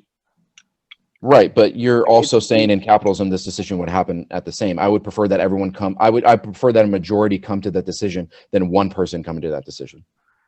Well, the market does not exist simply in the arena of the firm. The market exists in the domain of the consumer. Okay, I'm not talking about the market. The market is two different things in the democratic ownership of the means of productions. Yeah, well, when we you don't have a market under socialism. When we talk about that goes into the inefficiencies of socialist economics. I mean, you would have to talk about the that's a whole other debate. But when we talk about the democracy in workplace under socialism versus under capitalism, and capital or the free market also necessitates some sort of a sort of democracy, being that it's a democracy of the capitalists. Although a firm within itself does not necessarily, the workers do not necessarily have the same power as, let's say, the employer, but the employer is also beholden to the actions and decisions of consumers at large. A firm cannot To a operate to a certain extent, but if the operators of capitalism never give the people that option, then they're not going to have that But option. they're If always somebody beholden to that, only- unless the government controls all. if firms only give a red shoe and a blue shoe, the people can't decide they want a green shoe. They have to choose between a blue shoe. Yes, they Capitalism, can. you'd be allowed to They make a green shoe. absolutely can. You They can make that absolutely shoe. can. In what way? That's how the market. They can choose to refuse to buy the product. You can't Capitalism refuse to buy allows many you to- products because you have to have those to survive. If everyone just Oh, going to you be walking don't around need without the red shoes. shoe. Okay, you don't need the red shoe or the blue. Okay. In what besides- way is okay. everybody going to be walking around without shoes? Do you really Okay, think that's a okay, decision hold people are on. going to be You making? also, but you're also assuming that there are other, there are other factors, technological innovation. There's a reason why. But you can have innovation under socialism. There's a reason why you have things such as companies like ExxonMobil, who 10 years ago was considered to be the largest corporation in the world, just in August booted out of the Dow Jones Industrial Average simply because Exxon is facing increased competition from other firms. Right? And this is, now bear in mind, this is under a heavily regulated market, right? Where you have a huge firm that was once at the top of the industry, now booted out of the industrial average, right? Because it faces competition from other firms that innovate better solutions that they can provide to consumers. It's not better solutions, it's more profit. The Dow Jones go by profit, it doesn't go by innovation. No. Profit and innovation are tied together. No, they're not always tied together. Not always, but they can be. They can be sometimes, but I'm saying they're not inherently tied together. Okay, but they don't. And the Dow Jones does not. The Dow Jones does not base its. No, the Dow Jones does not base its structure around innovation. It bases its structure around profit, which I'm saying is a pivotal part of capitalism. Even if I say in your definition, if we take out the part of profit being the main motive, if you have a free market centered economy, profit will be the main motive. That is a given. Okay, but hold on. Is there anything wrong with that? I don't understand why there's something wrong with that personally. What's wrong with profit being? Because I'm saying I'd rather I'm okay. Well, I'll just answer that real quick, and I'll let you talk. I'm saying in a free market centered economy, I do not think profit is the best way to go about gaining life, liberty, and the pursuit of happiness in a society, because there's plenty of examples of profit happening. Even if you say capitalism is not, like slavery is inherently against capitalism, profit was the reason that they had slavery. Okay, and there are other reasons why people believed in slavery, but profit was the main motive behind that. Child labor was the main motive behind profit. Low wages is the main, or profit is the main idea behind, or the main reason why you have low wages. Profit is the main reason why we have the 2008 financial crisis. Profit is the main reason why we have some of these problems in capitalism. I would rather have a human-centered society around what is good for the people rather than what is good for the profit. That's what I'm saying. I'm not saying that profit can never be good for society. I'm saying that it is not always, and therefore I would rather move to a system that is at least better, or in my view, always better for the people. That's what I'm saying. See, what I'm saying, okay. Again, my whole worldview is that capitalism is not the worst thing in the world, but we can move better. We need to get. But my argument is that capitalism inherently does not necessitate a moral framework. And what I'm hearing from your argument, I agree. is that you're arguing for a moral framework. Is what I'm Yes, hearing. I'm arguing for a society that is based around morals rather than based around profit. And I'm saying capitalism does not always mean you're immoral, but so immoral. I guess my question is not inherently based off of profit. Okay, but hold on. What do you do There's about no way to get around profit. You have to have a company. I mean, I don't know how you can argue against a company has to have profit in the main. That is their main goal, profit. If profit does not happen, even if it even the business practices of a company does not mean that it's the inherent property of capitalism. So just because a company engages, like let's say a company chooses to murder 50 people because they just choose to have a lot of mercenaries at the employee. That does not mean that hiring mercenaries to kill 50 people is the inherent property of capitalism. Again, you're going against the definition. You're conflating the definition of classical liberalism and classical liberal policies in capitalism. No. You drew that line of reasoning. You said that, okay, a company operates at a profit, right? When you see a company operating I'm saying under a free market, you need profit. A company operates under profit, but does it therefore necessitate that it means that the market must operate under profit? No, yes. The market does not solely operate under profit. The market must rely on the fact that consumers and producers can make decisions in tandem. That is duty of the market, right? And that's why this goes back to the economics of socialism. Yeah, you can choose to collectivize certain things. You can choose to collectivize the means of production, but that also doesn't necessarily mean that it will be any more efficient. In fact, it might be worse. It might be hard to attain the goals. And you said also earlier that capitalism is this idea that you have to work towards these rights, the right to life, liberty, and happiness. No, the idea of the free market is that you already recognize that these things are objective. You already recognize you don't work towards these things. Wait, what things are objective? Life, liberty, and property. The right to life, liberty, and property. Okay. And without working under that framework, right, you will never attain any semblance of the fruits of these rights. This is the issue. Capitalism, under true capitalism, you're not supposed to work towards these things. These are already agreed upon things. Right? Wait, work upon what things? The right to life, liberty, and property. Okay. Right? You're not supposed to work towards these things. And my whole argument is that once we make our foundation off of these things, right, off of these rights, right, and so it's not too confusing, right? If we build our foundation off of the recognition that every individual has a right to life, liberty, and property, then we can go off into a free market. Then we can go off into a free market environment that can bring about the fruits of the recognition of these rights. What I understand. Okay, can you give me an example of a free market that solely based its fruits based on, or divvying out based on who gave the most life, liberty, and property? There's never been a truly free market. In what way? There's never been a truly free market in the sense that there wasn't a state that enacted the use of force, violating individuals' rights. There's never been a free market in the sense that the consumer and the producer are free to make decisions as they please. There's never been a free market where you recognize the right to property. A free market recognizes that all these things are inherent keys to that market, but we've never ever had a free market that recognizes all three things. No, I would actually. I would disagree with that. No, I would disagree in the sense that I would like to respond to that after. No, I think free markets actually have existed, particularly back in bartering societies, because again, with my definition of capitalism, which is fairly bare bones, it is more of a framework. The free exchange of private property was the way of life back then, before when it came to like bartering for goods with your tribe and stuff like that. So, and I think that that's fully possible in societies that have monetary value and have money and currency like that. So I would actually say the free market has existed, but maybe not in contemporary society. Oh yeah, I get what you mean.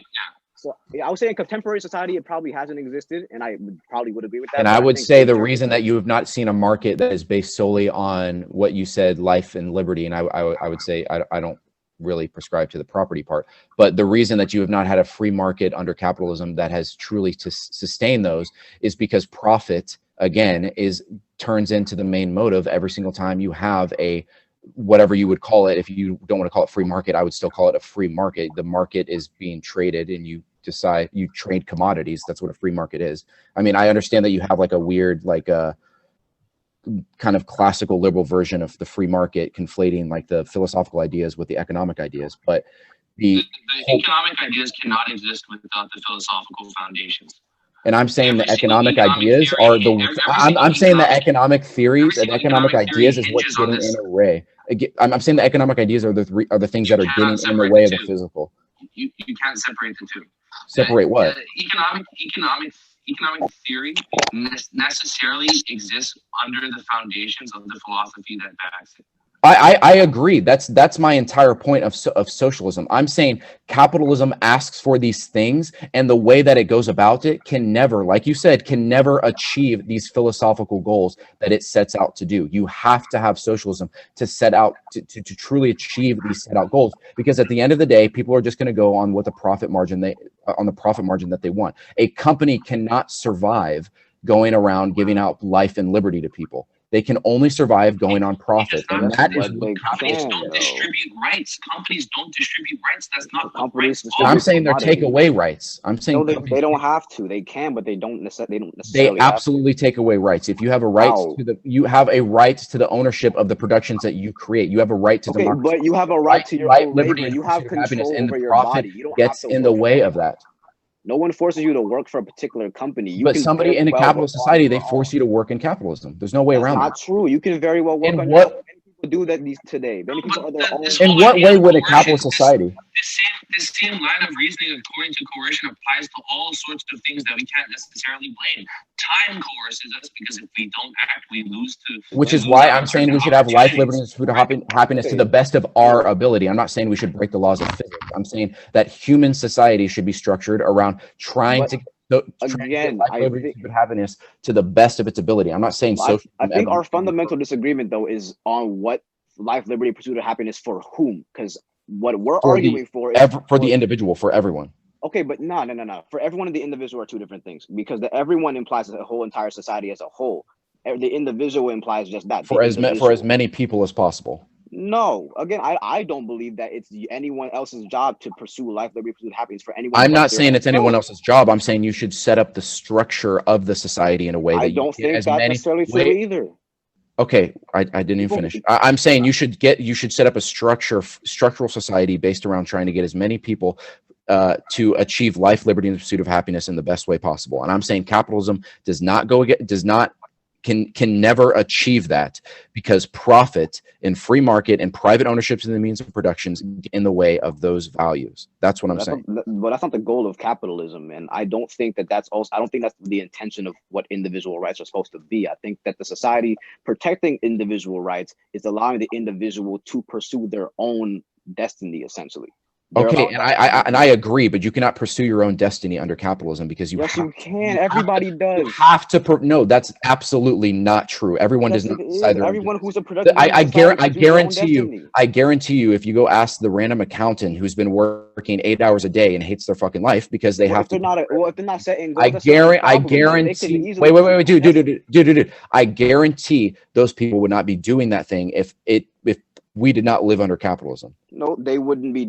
They're doing it, and hopefully they're doing it. So they're doing it because they need to have profit. They're doing it so that they should be doing. No, they set their own goals. Again, no, you do not. You do not set your own goals. The society. No, you absolutely do not. If I go work for, let's say I went to college. For example, I'm in college right now. I go to college for what? To get a job. I'm going to get a job. Why? And you cannot do that unless you have enough money. No, I have.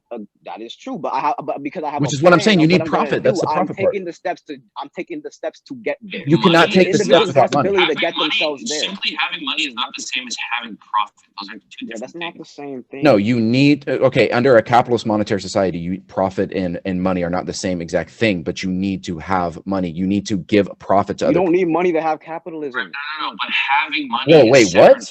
You don't need money. You don't. I understand. I understand what the difference between a profit and having money is. I get, like, if you have $1, that doesn't mean you just have profit. I understand that.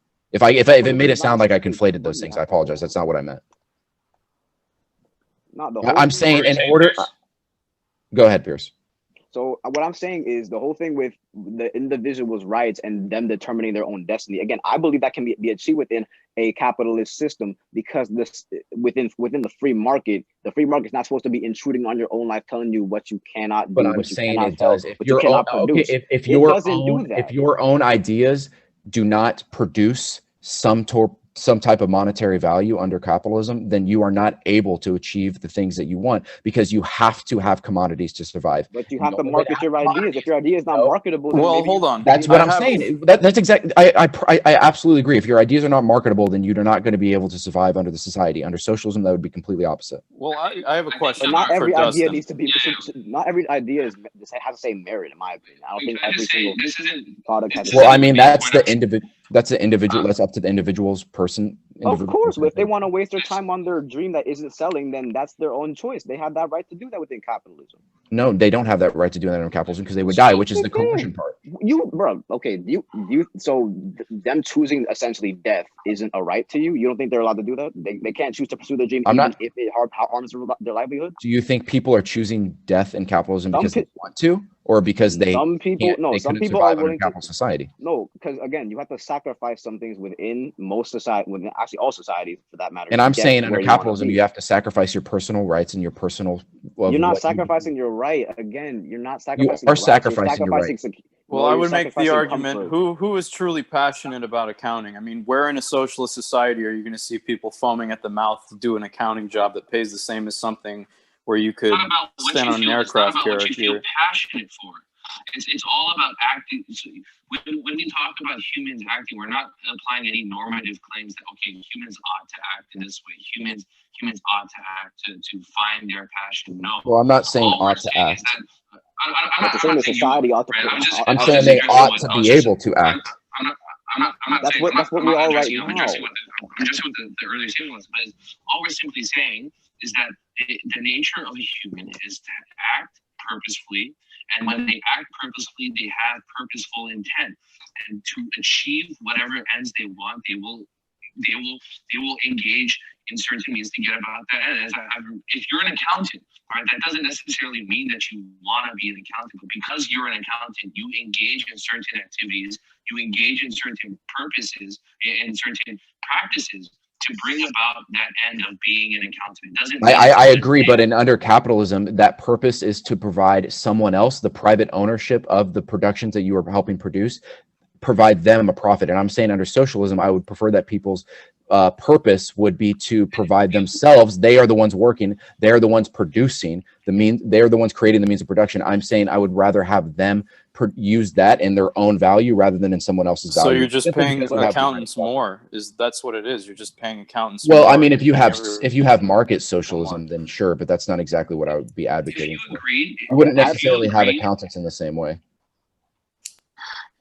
If you agree in the sense of the accountant, right? If the accountant agreed to a certain wage, that is it.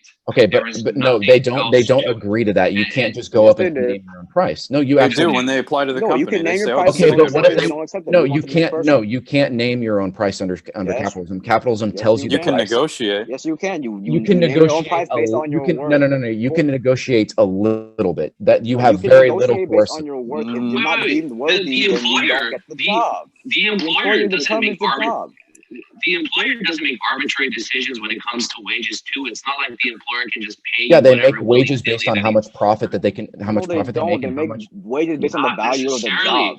Like if doctors got paid cents on the that job wouldn't be valuable to society. They make wages based on how much they can pay people because they have to have that profit margin, but they also value it. Yes, necessarily. Yes, absolutely. How could a company pay someone money that they don't have?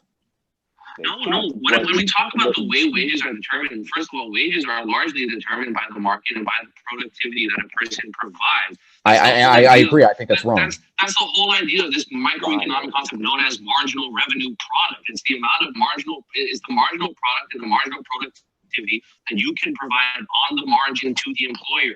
That's what I'm saying. I'm saying that people are basing their life based on what they can pay to the employer. When the employer, I don't think the employer needs to be there. That's an unnecessary third party. That person can still do that work if they were working.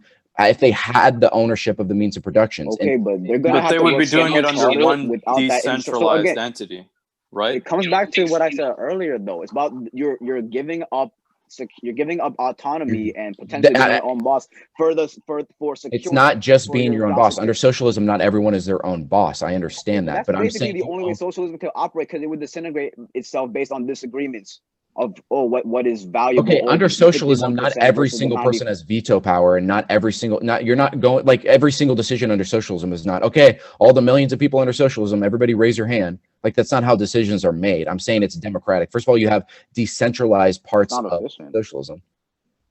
I don't think capitalism is efficient to achieve life, liberty, and the pursuit of happiness, which is my goal. It's very efficient at achieving profit. Not equal, but it's efficient. Well, Dustin, I have a question, specifically pertaining to that life, liberty, and happiness. in my opinion, which you could change, I would say that under capitalism, we do have that ability, because under the socialism that you're describing with that decentralized power, I mean, that just sounds like more government to me, to be completely honest. That sounds like if I want to go do something, or if I want to go start a company, I am limited by so many regulations and so many rules to protect this new right of the way people want to live and do things, to where it doesn't give me much room to pursue my actual happiness. And number two, let's say I see art being used as an example, and they say, oh, you know, fuck the artists, they're not producing value. Well, some artists do produce value. Some artists become expert in the industry on how they sell their art, and they produce art that people want to buy. If you're an artist that's a bad artist, you're not good at your trade. Well, I mean, what is a bad artist? That's a very arbitrary, you know. Somebody who doesn't produce anything of value. If you want to paint for your own, you know, pride, if you want to paint. I mean, I'm saying under capitalism, value is based on how much profit you can bring back into. And what would that value be based on in socialism? Value is not under capitalism. So not under a commodified economy where. How under a commodified economy is value not exactly based on the dollar? If you can't pay, conflating exchange value with actual value.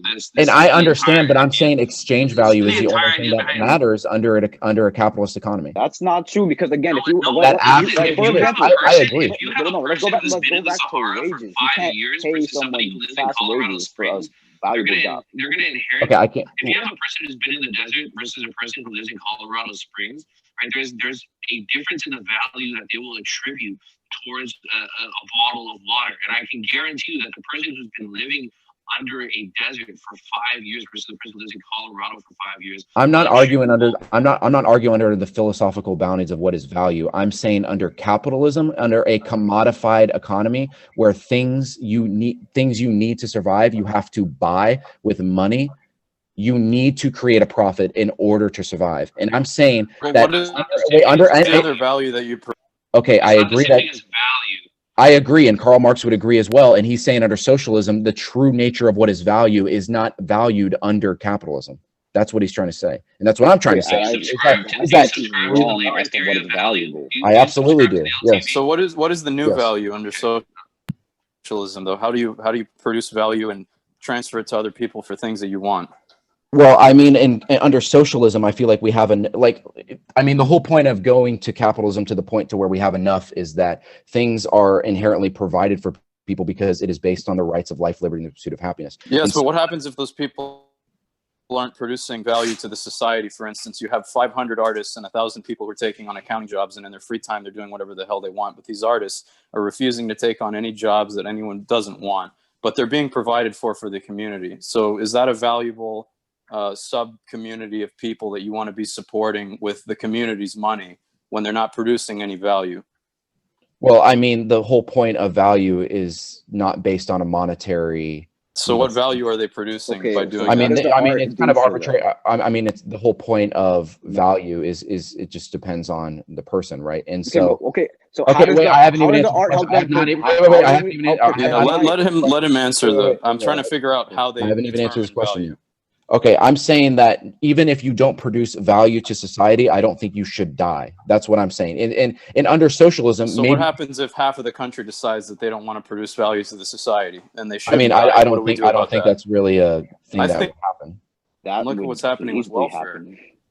I mean, half the country is under welfare, but I would say half the country provides plenty of value to. I mean, plenty of the people who are under welfare provide extremely under capitalism. But what if you said they didn't have to work? Well, it's not necessarily that you don't have to work under socialism, or you would still have to work. So are you going to make those artists take some of those hours and put them into a job that they refuse to do, but they'll do anyways because they're regulated to do that? Is that what socialism? I mean, there's no regulation that says you have to do individual jobs. What I'm trying to quantify here is how do you, not monetary value, but how do you make these people valuable to society if they refuse to do anything else that would produce society? I'm saying I think people overestimate the amount of people that would just simply quit their job and quit doing things, because I think anyone who's living under the. Would you be doing your job right now if you weren't paid for it? Yes. That's a good thing. I actually like that a lot. I mean, I joined the military because I've always wanted to be in the military. I could have gone to college. And you wouldn't complain that you weren't being paid for any of the hours. Well, that you were I mean, in. under socialism, I would have my basic needs met, and there's plenty of studies to show that. Basically, if all your needs were met, you had a housing, medical, everything completely complimentary. If we were not under a commodified society, I'd probably be doing the exact same thing that I'd be doing. I'd probably be joining the military. I would have still gone to college and then do what I want to do after that. I don't think anything in my life is being under the guise of how much money I'm going to. What do you want to go to college for? Economics. And to do what with that? I just want to be an economics professor and go back, live in New York. And what about the guy who wants to go to college to become a doctor? Are they going to be paid a substantially higher amount because of their longer education and more valuable skill? Well, I mean, it would depend on which socialist you ask. I don't know how much Merlin. I'm asking this socialist. Well, I say I think money can be good in some ways as long as it doesn't buy power from individuals. As long as you can't use that money to then go coerce other people or get more democracy, buy more democracy, essentially.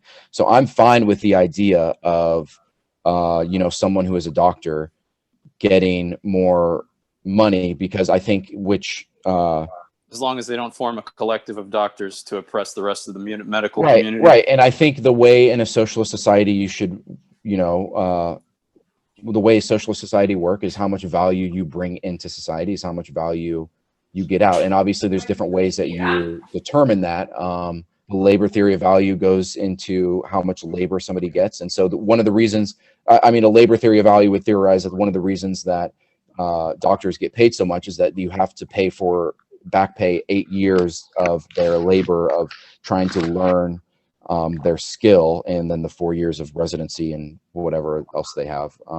Obviously that necessitates more money which is the way that we value things in a commodified economy. But again, I'm not an expert on how the intricate society of socialism would work, right? But my point is that I don't think people should be dying simply because the society decides that they don't add any value to that. And I think people have a right to life, liberty, pursuit of happiness, whether they add value to the society or not. I kind of disagree because if you have a lot of people that aren't producing value, they're not really putting in their fair share. Well, do you think that's abusive? Do you think people shouldn't have rights just because they don't add value to the society? If they're not producing value in any shape or form on whatever they're capable of doing, then I really don't think that the community has any responsibility to take care of them unless there's someone who's injured. Then that's just like kind of against inherent rights for individuals. By the way, I can't. It's 11 o'clock. I have to get up in the morning, or for work. So I kind of. I know we started this late, not pointing any fingers, but it's the random debater. Yeah. Well, I think one. Yeah, well, you want to actually? Yeah, I'll be real quick. I think is it Kevin that was talking? Can you guys hear me? Yeah. I know. Yeah, Merlin, you can chime in. You can chime in. That's my bad. Merlin, you left your comrade standing alone out here. Oh my fucking! I'm sorry, man. My fucking mic won't work. Is there something you wanted to say? If you wanted to jump in? Yeah. Do we still have time for this? Yeah. I can stay until like another 15 more minutes. Okay, so Yeah, that's fine with me. Pierce, you said sorry, this was a long time ago. You said there was, I forgot which, you said socialism has failed before. What did you mean by that?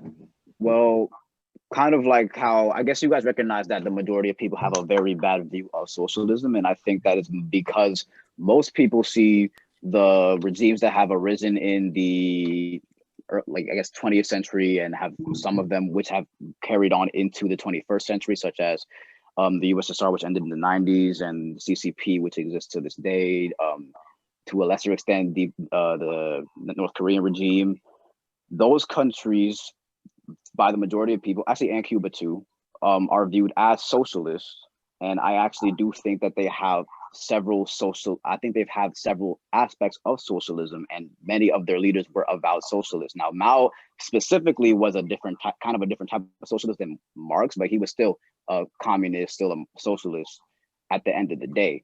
I think that within those nations, that's where we've seen socialism fail. Okay, so as an anarcho-communist to begin with, I do not agree that these nations even meet any criteria of communism. And socialism is a loose term, but I would argue that they still don't meet that. But let's use the umbrella term of socialism real quick. How would you define these countries as a failure? Not just because of their regimes, their authoritarian regimes. I'm just saying, how do they overall fail? Well, I think in terms of achieving what the espoused main goal of socialism would be, which is, I guess, protecting the life, liberty, pursuit of happiness of this society as a whole. I think the wait, what are you saying?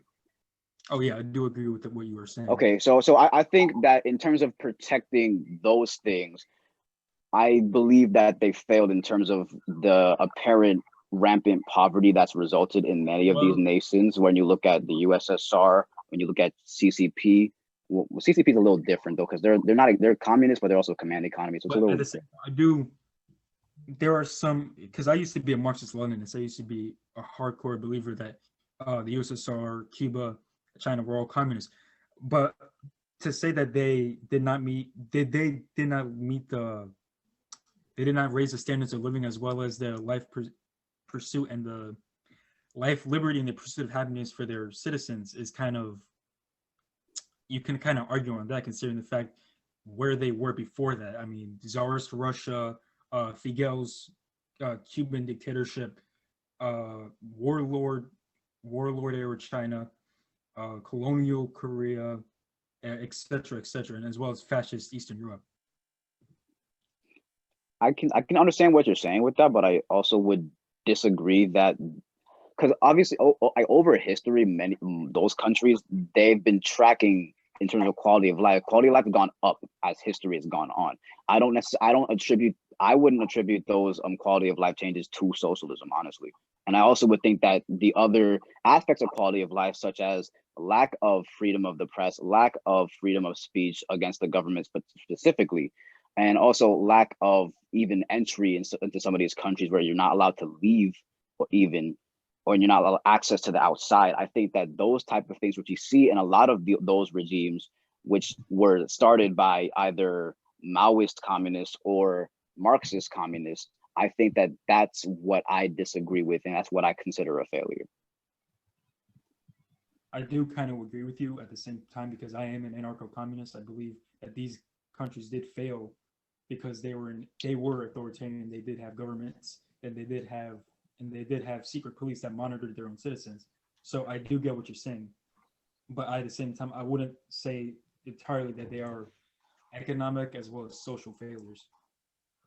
I mean, I'm not saying that in their entirety. Like, I'm trying not to make absolutes. Like, I'm not going to say like, oh, they're entirely failure. Everything about them was trash, because I can't prove that. However, I would also, and I can kind of see where we're both agreeing. We just disagree on whether or not that was true communism or not. I don't agree they were communists. I'm just saying that these countries get a very bad rep, in the fact that you have to consider where they were before that. They were in very much way worse in the positions before communism ever came along. Yeah, but I think you can make that argument for most modern day countries, Africa and Latin America aside. I mean, not really. There's plenty of other countries that have been, raged by imperialism that were far better before they had capitalism. Exactly. What do you mean? What do you define as better though? Better for the people. Like how? Like quality of life, quality of life wise. I feel like we would all have the same definition of what better quality of life. Yeah, but what was it? Could you pin it down to one point? Like there were more jobs. They made give more an money. example of like a country and like what improved, or like what got worse after capitalism. Because I'm not even saying imperialism is like the greatest thing ever. I also don't think it's the capitalism. I would like to know that just for basis. You're asking what made these countries better under communism rather than imperialism and capitalism. Wait, what was that? No, that's incorrect. That's fraud. I asked basically. I asked. What happened? Go ahead, Merlin. Oh no! Go ahead. You were saying. Yes, I was speaking. Thank you.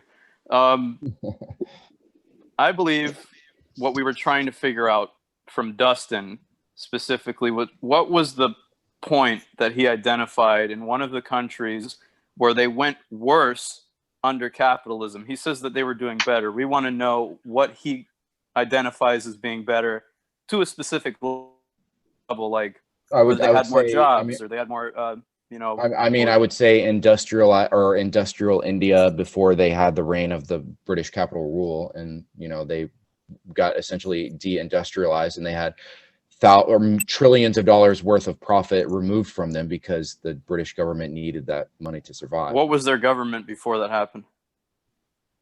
What like what economic policy were they following? I mean, it would be kind of hard to define. It wasn't necessarily capitalism because capitalism wasn't really a concept before British rule in India started.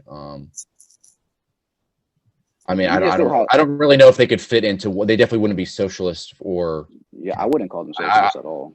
No, yeah, I wouldn't say industrialized India would. I mean, India also has a very rigid social structure. So even if they had something similar to what China has, like they wouldn't have any type of growth at all based on what their caste system is like. You have basically no social mobility at all. And where? Well, modern day India, I should say. Modern day India, which not really modern because it's gone on for a while, but the caste system prevents people from moving up and down in terms of social status. Well, you can move down, but you can't really move up unless you're super duper lucky, like one in. We brought that up earlier about social mobility today. And wasn't one of the top countries that you saw on that list, what was it, Denmark? Denmark, Norway, Sweden, Finland were all at the top. And did we identify yet what exactly contributed to that? A lot of their welfare state. I mean, I don't know if we all went together and went to go look for the. We don't necessarily. I wouldn't necessarily draw like a causal relationship between certain things. The welfare state is fairly large in the Nordic countries, but also their economies are much more free on a economic level than they are compared to the United States. Well, they have. Well, I would say they have a lot more. They have a lot less regulation, but they have a lot stronger. Well, I'm saying they'd have less regulations because their unions take care of the regulations and their unions fight for the workers. I'm not against unions. There's nothing wrong with unions. I'm pro-union. I mean, I like unions. Right. I'm saying union is inherently anti-capitalist in the sense that they fight against the natural form of capitalism. It absolutely is. It goes against the profit margin and the free market of the capitalism. Unions in the public sector are antithetical, but not unions in the private sector. You can have private sector unions, that's fine. Public sector unions, I think, are not, they don't need to not exist. Private sector unions advocate for things that happen naturally against capitalism because of the profit margin, and they go against those not things. And they add, no, they absolutely do. There's no way. If you ask the vast history of unions from the formation is absolutely a leftist socialist. I mean, if you look at the earliest 20th century, these people were not capitalists in any sense, and they were advocating against the natural capitalist policy. Private sector unions, are they not voluntary organizations? But you don't have to join a union. Well, I mean, I wouldn't advocate for unions that you have to join either. Okay, right, no, but are they not voluntary? Do they force anybody to join their ranks?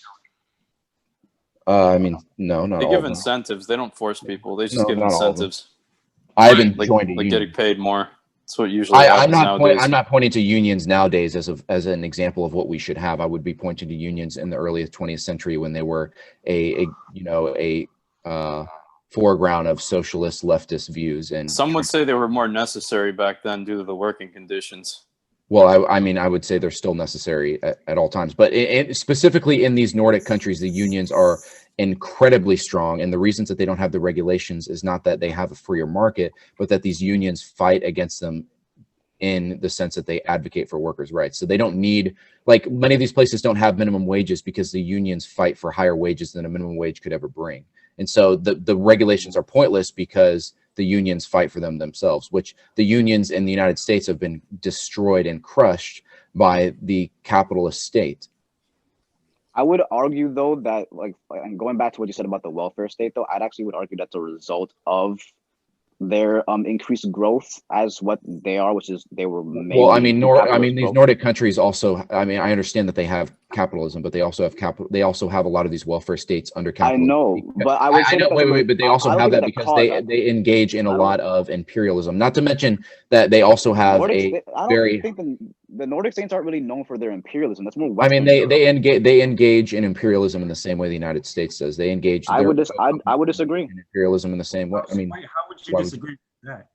Because the imperialism that you're describing is something that really only occurred. They back up NATO in the United States anytime. Okay, hold on. Let me finish. So I would say, and Norway.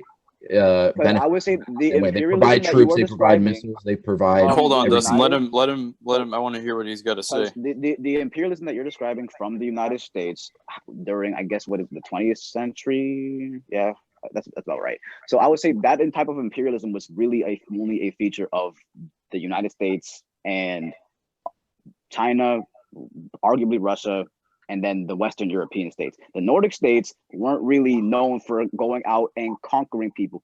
And well, I'm saying that Norway does not. I'm in no way saying that Norway is at the forefront of imperialism. I'm saying that they help the United States, they engage with them, and they benefit. So they contribute. They contribute. They're a smaller player than the United States, but they still contribute. I also don't and their economy has to have these types of imperialist values of going into another country and forcing free market economies on these people and forcing them to I think we're talking about oh wait, it says gotta go in 5 minutes. Yeah. Well, how about this, guys? You all are pretty smart fellas. I got to say, you're very educated, and I like that we have a good group here. So why don't we wrap it up here and reschedule for our next debate? And in the next debate, I want to have some concessions. I want it to get juicy and violent. And I think if I get a list of topics to cover, and I'm going to deliver to all of you guys the lists, and it'll be very short, and we'll try to keep everything away from getting on tangents, because I think that'll make for a really good debate. If we focus on one topic, keep steering it back to that topic until somebody's argument gets so weak that they can't support it. That's really what I'm looking for. Sounds like a long debate. Yeah, I know. It's going to be tough. But the one that was tough about this debate, though, is that it was really more about ethics, and we just come from completely polarized sides that it's kind of hard to concede our ethical grounds. Indeed, and the coconut theory really dominated this entire. It died in like spectrum. 5 minutes. Also, my bad talk for like 90% of the debate. I got like this shitty ass mic I'm using, and my mom was computer. My boy was sleeping. Marlon just sat back while we were all hurling punches at his comment. The entire time. I'm gonna get my computer like this weekend, because right now I'm using my mom's, so I can see Kenya Estevez, and I'm gonna make it up. I promise. Let me. Very good. Okay, so let's look at schedules, fellas. So today is Wednesday. When is everybody free? How about let's pick a day Thursday night? Looking in January? Yeah, I would have to wait till January. Wait till Probably. January. Yeah, I have to. Dropout this time. What'd you say? Can we have the political dropout this time? Yeah, we could have as many people as we want. I want to see how many people we can get in here, and by then I'll definitely have the live stream working, so it'll be more active with. You think you can get to January to figure out the live stream? Yes. Okay. So we really want to go. We want to go into January. I have to leave on pretty soon, and I have work in this entire week. I mean, today I could kind of stretch it in, but yeah, I'm leaving on Friday for going back home, and then I'll be there the entire time. And Thursday you're busy? Yeah, I'm busy tomorrow, and then Friday I have to go. Yeah. Okay, so then we'll look at January. And also, I know Jensen, because he gets off work, we would have to do after 8:30, right? And I would still have to wake up early. So if we wanted to do a longer debate, it doesn't have to be 8:30. The only reason why is because I'm still in school, right? And my school ends at 8 o'clock your time. But yeah, I'm saying that's why we can't do it tomorrow, because I still have to get up earlier, and then I'll have other things to do. But I think my winter break ends on. My winter break ends on the 3rd, but we can still schedule for like a weekend. I think that'll be better. I think the weekend after the 3rd might be good for me. Weekend after the 3rd, so that'll be like the 9th or the 10th. Something like that. Sounds good. Okay, so let's pick Saturday, January 9th. And we could do like, I don't know what's a good time for you guys when it comes to I mean, I anything can after make the 5 list. I can p.m. make the list really small. We could do a series of really small debates since every topic takes like 30 Do we minutes want to to? an Yeah, I was about hour. to say, do we want to pick like a specific thing? I would like to talk about AI and job disruption and how each economic theory would benefit America I mean, when that somehow comes I- eventually. Are you talking somehow about I feel like we're going to agree more than we disagree on that one, though. Not necessarily. I would say capitalism is the pushing of that, and socialism would be able to benefit people if you had AI.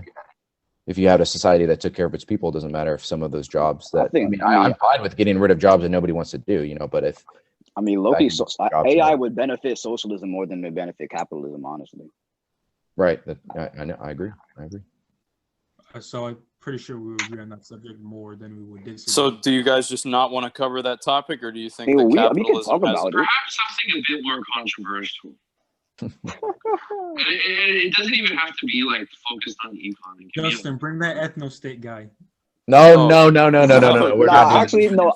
I was in that stream. I kind of want to talk to him. I can talk to yeah. I'll deal with that guy. Oh, boy. The nudity we- risk, man. World War II again.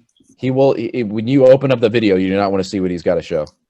assuming if he did join, it'd actually be a 6v1 instead of a 2v2. I think it probably would. I don't think Wait, he shares any of the views of. Wait, did he actually flash you? No. I'm joking. Oh, wow. I don't know. I didn't make that up. I think that was Kevin that or somebody. Oh, Yo.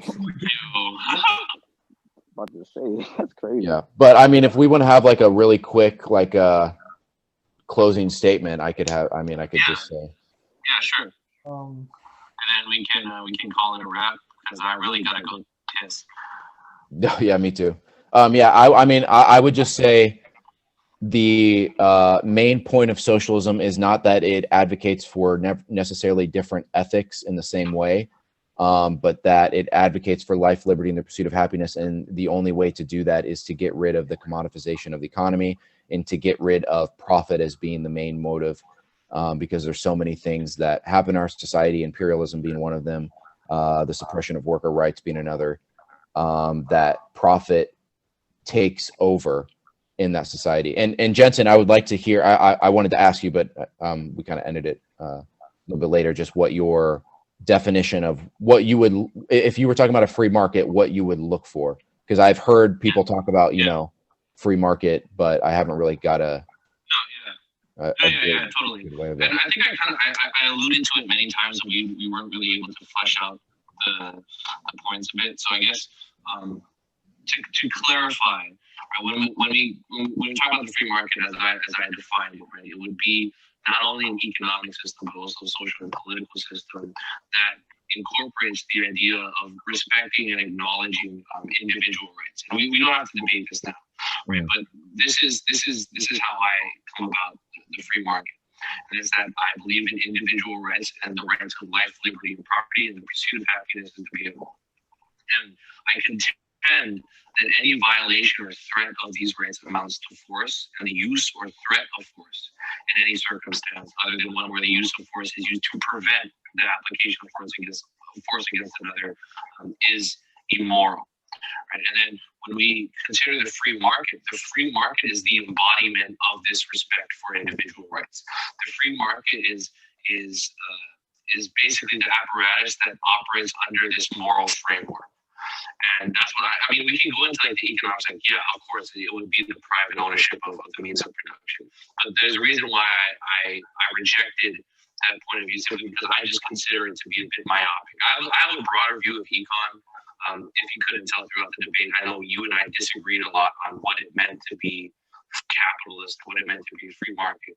But you know, my whole idea is that I don't believe an economic system or an economic theory can stand alone if you don't consider the philosophical foundations. And that's why I hinge so much on the idea of individual rights. That a free market cannot exist without the recognition and enforcement of these rights. And that's all I'm trying to say. But we can always debate that another time. Pierce, did you or Merlin? Merlin, you can go. That's the question. I wanted the sources to the comfort women. I bring up earlier in the debate that the South Korean. Oh, Kevin asked about that. Yeah, Kevin, do you want my sources, right? Yeah, I would like you to send me that. I want to read into that a little bit. You're good. And I'm, oh yeah, Gigan, how do I pronounce that name? Gigabyte. Jason. Jensen. Jensen, yeah, I forgot. Let me just go ahead and say this. My bad, I didn't talk for like 90% of the debate. I'm gonna get a new mic right now, but can I message you later about property rights, and more ethics later on? Yeah, I think we'll communicate to each other through Instagram. Yeah, I think that'd be more. Indeed, we don't apply to sunshine laws. just give me a DM and we can flush these out later. Yeah, I did not save the juicy bits for January, fellas. Nobody argue at all. Don't you dare. Yeah, we'll go on a fast. How about that? Yes, an argument fast, and then in January the blood will shed. Yeah. I guess to summarize, though, I would say that in general, I think capitalism, it's a framework for. I believe as a framework, it is the best framework to defend individual life, liberty, pursuit of happiness for oneself. I do believe that responsibility does fall on the individual. However, first and foremost, it can be defended by the society, but does not necessarily have to. And I don't think that society has a responsibility for that. And I mean, I guess because we can disagree and debate on who's how what human rights are and how far those extend. I think that's one of our fundamental disagreements is how far those go and what it counts as in the category of, let's say, life or property, if that's a private, personal, public, those kind of things. But in general, I think that capitalism is the best system for defending those individual rights. That's all I gotta say. Do the centrists have anything to add? I think we all agree that centrists lost on this one. No, that's not true. That's fraud. I do have a closing statement that I would like to make. Go ahead. So I think maybe I can't get you guys to agree with this, but I don't really think any of those ideologies, whether social or economic, can stand alone without a healthy mixture of policies to relate with the rest of the world. In reality, we can do whatever we want to the United States and make it perfect in our own way, but that could always be exploited by the rest of the world. And where I see capitalism does have its advantages, protecting our individual rights and liberties, and allows us to do so many things with business and innovation. I also see the value in socialism, where it can really care for people who would need that type of care and could benefit from it as a society. And it would also please a lot of bleeding hearts out there that are really suffering and seeing that this society and the way that we're working out right now isn't working for them for whatever reason.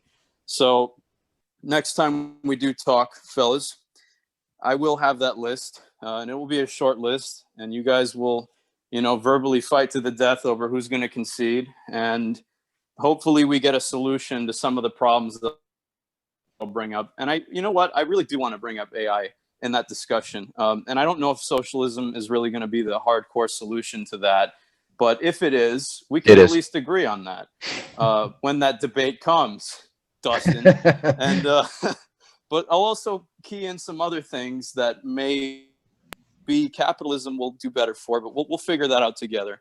Okay. I think we have a pretty good group here, and we'll always keep piling people on, and by next time we'll be able to go live, and people will be able to key in, and I think we have a really good thing going here, guys. Honestly, this is going to be fun. Yeah, and also before we wrap it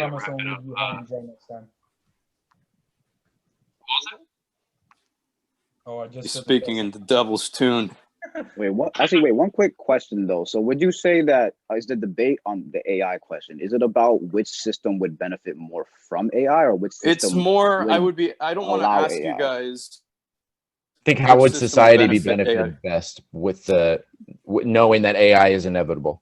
I would ask you guys what your solutions are. So if you decide that you want to concede to socialism as a solution to that, that's completely fine. But if you think there's a way that capitalism can contribute to keeping, it's an issue that needs to be solved.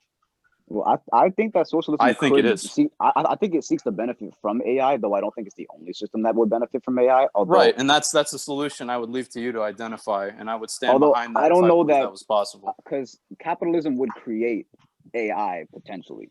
So I don't Indeed. necessarily see that. Well, it already as, exists. People's jobs are already being taken. it's already happening now. So I don't necessarily see. I mean, capitalism can create a solution to the lack of. I think jobs, for the sake of Jensen's bladder, maybe we should save the rest of this for. You do not know. You do not know. I know how bad it feels. I know how bad it feels to have to debate after you've drinking a bunch of water. We're so tempted. Yeah. I've had it for like 20 minutes so far, and it has been. Yeah, and I have to go to the bathroom too. Yeah, we gotta save these bits. Before we wrap up, I know that it got heated at multiple moments of the debate, but I hope that it was somewhat productive and somewhat of a good experience for all of us to hash out all these different issues, even though we couldn't necessarily come to a consensus on different things. But I do appreciate the fact that we could get points across relatively simply. So I do appreciate that. Mm-hmm. Indeed. Sounds good. All right, fellas. Until coconut. Till January. Till January. I refuse to concede to the coconut analogy. I refuse. You will bend over and you will get those coconuts. I promise you. Look, whether you like it or not. Dustin, I don't want to call you out on this, but you could have used literally any other thing. No, it has to be. Yeah, Dustin. Wait. I'm not the owner of the coconuts. You are beholden to the capitalist owner of the coconuts. I'm sorry. That's what he chose. It wasn't my decision. We don't live under socialism. Capitalist owner decided in the first place, I want my dick sucked. What made him do that? Doesn't produce any value. I would argue. Yeah, I would argue the dick. Is that profitable? Those feelings are renewable. Unlike money, you can burn money, but those feelings from that blowjob are renewable. Okay, that's true. So, that's true. All I'm saying is it lasts long. My bladder is forcing me to leave this. Oh, yeah. I will see you guys later. Yeah, all right, take care.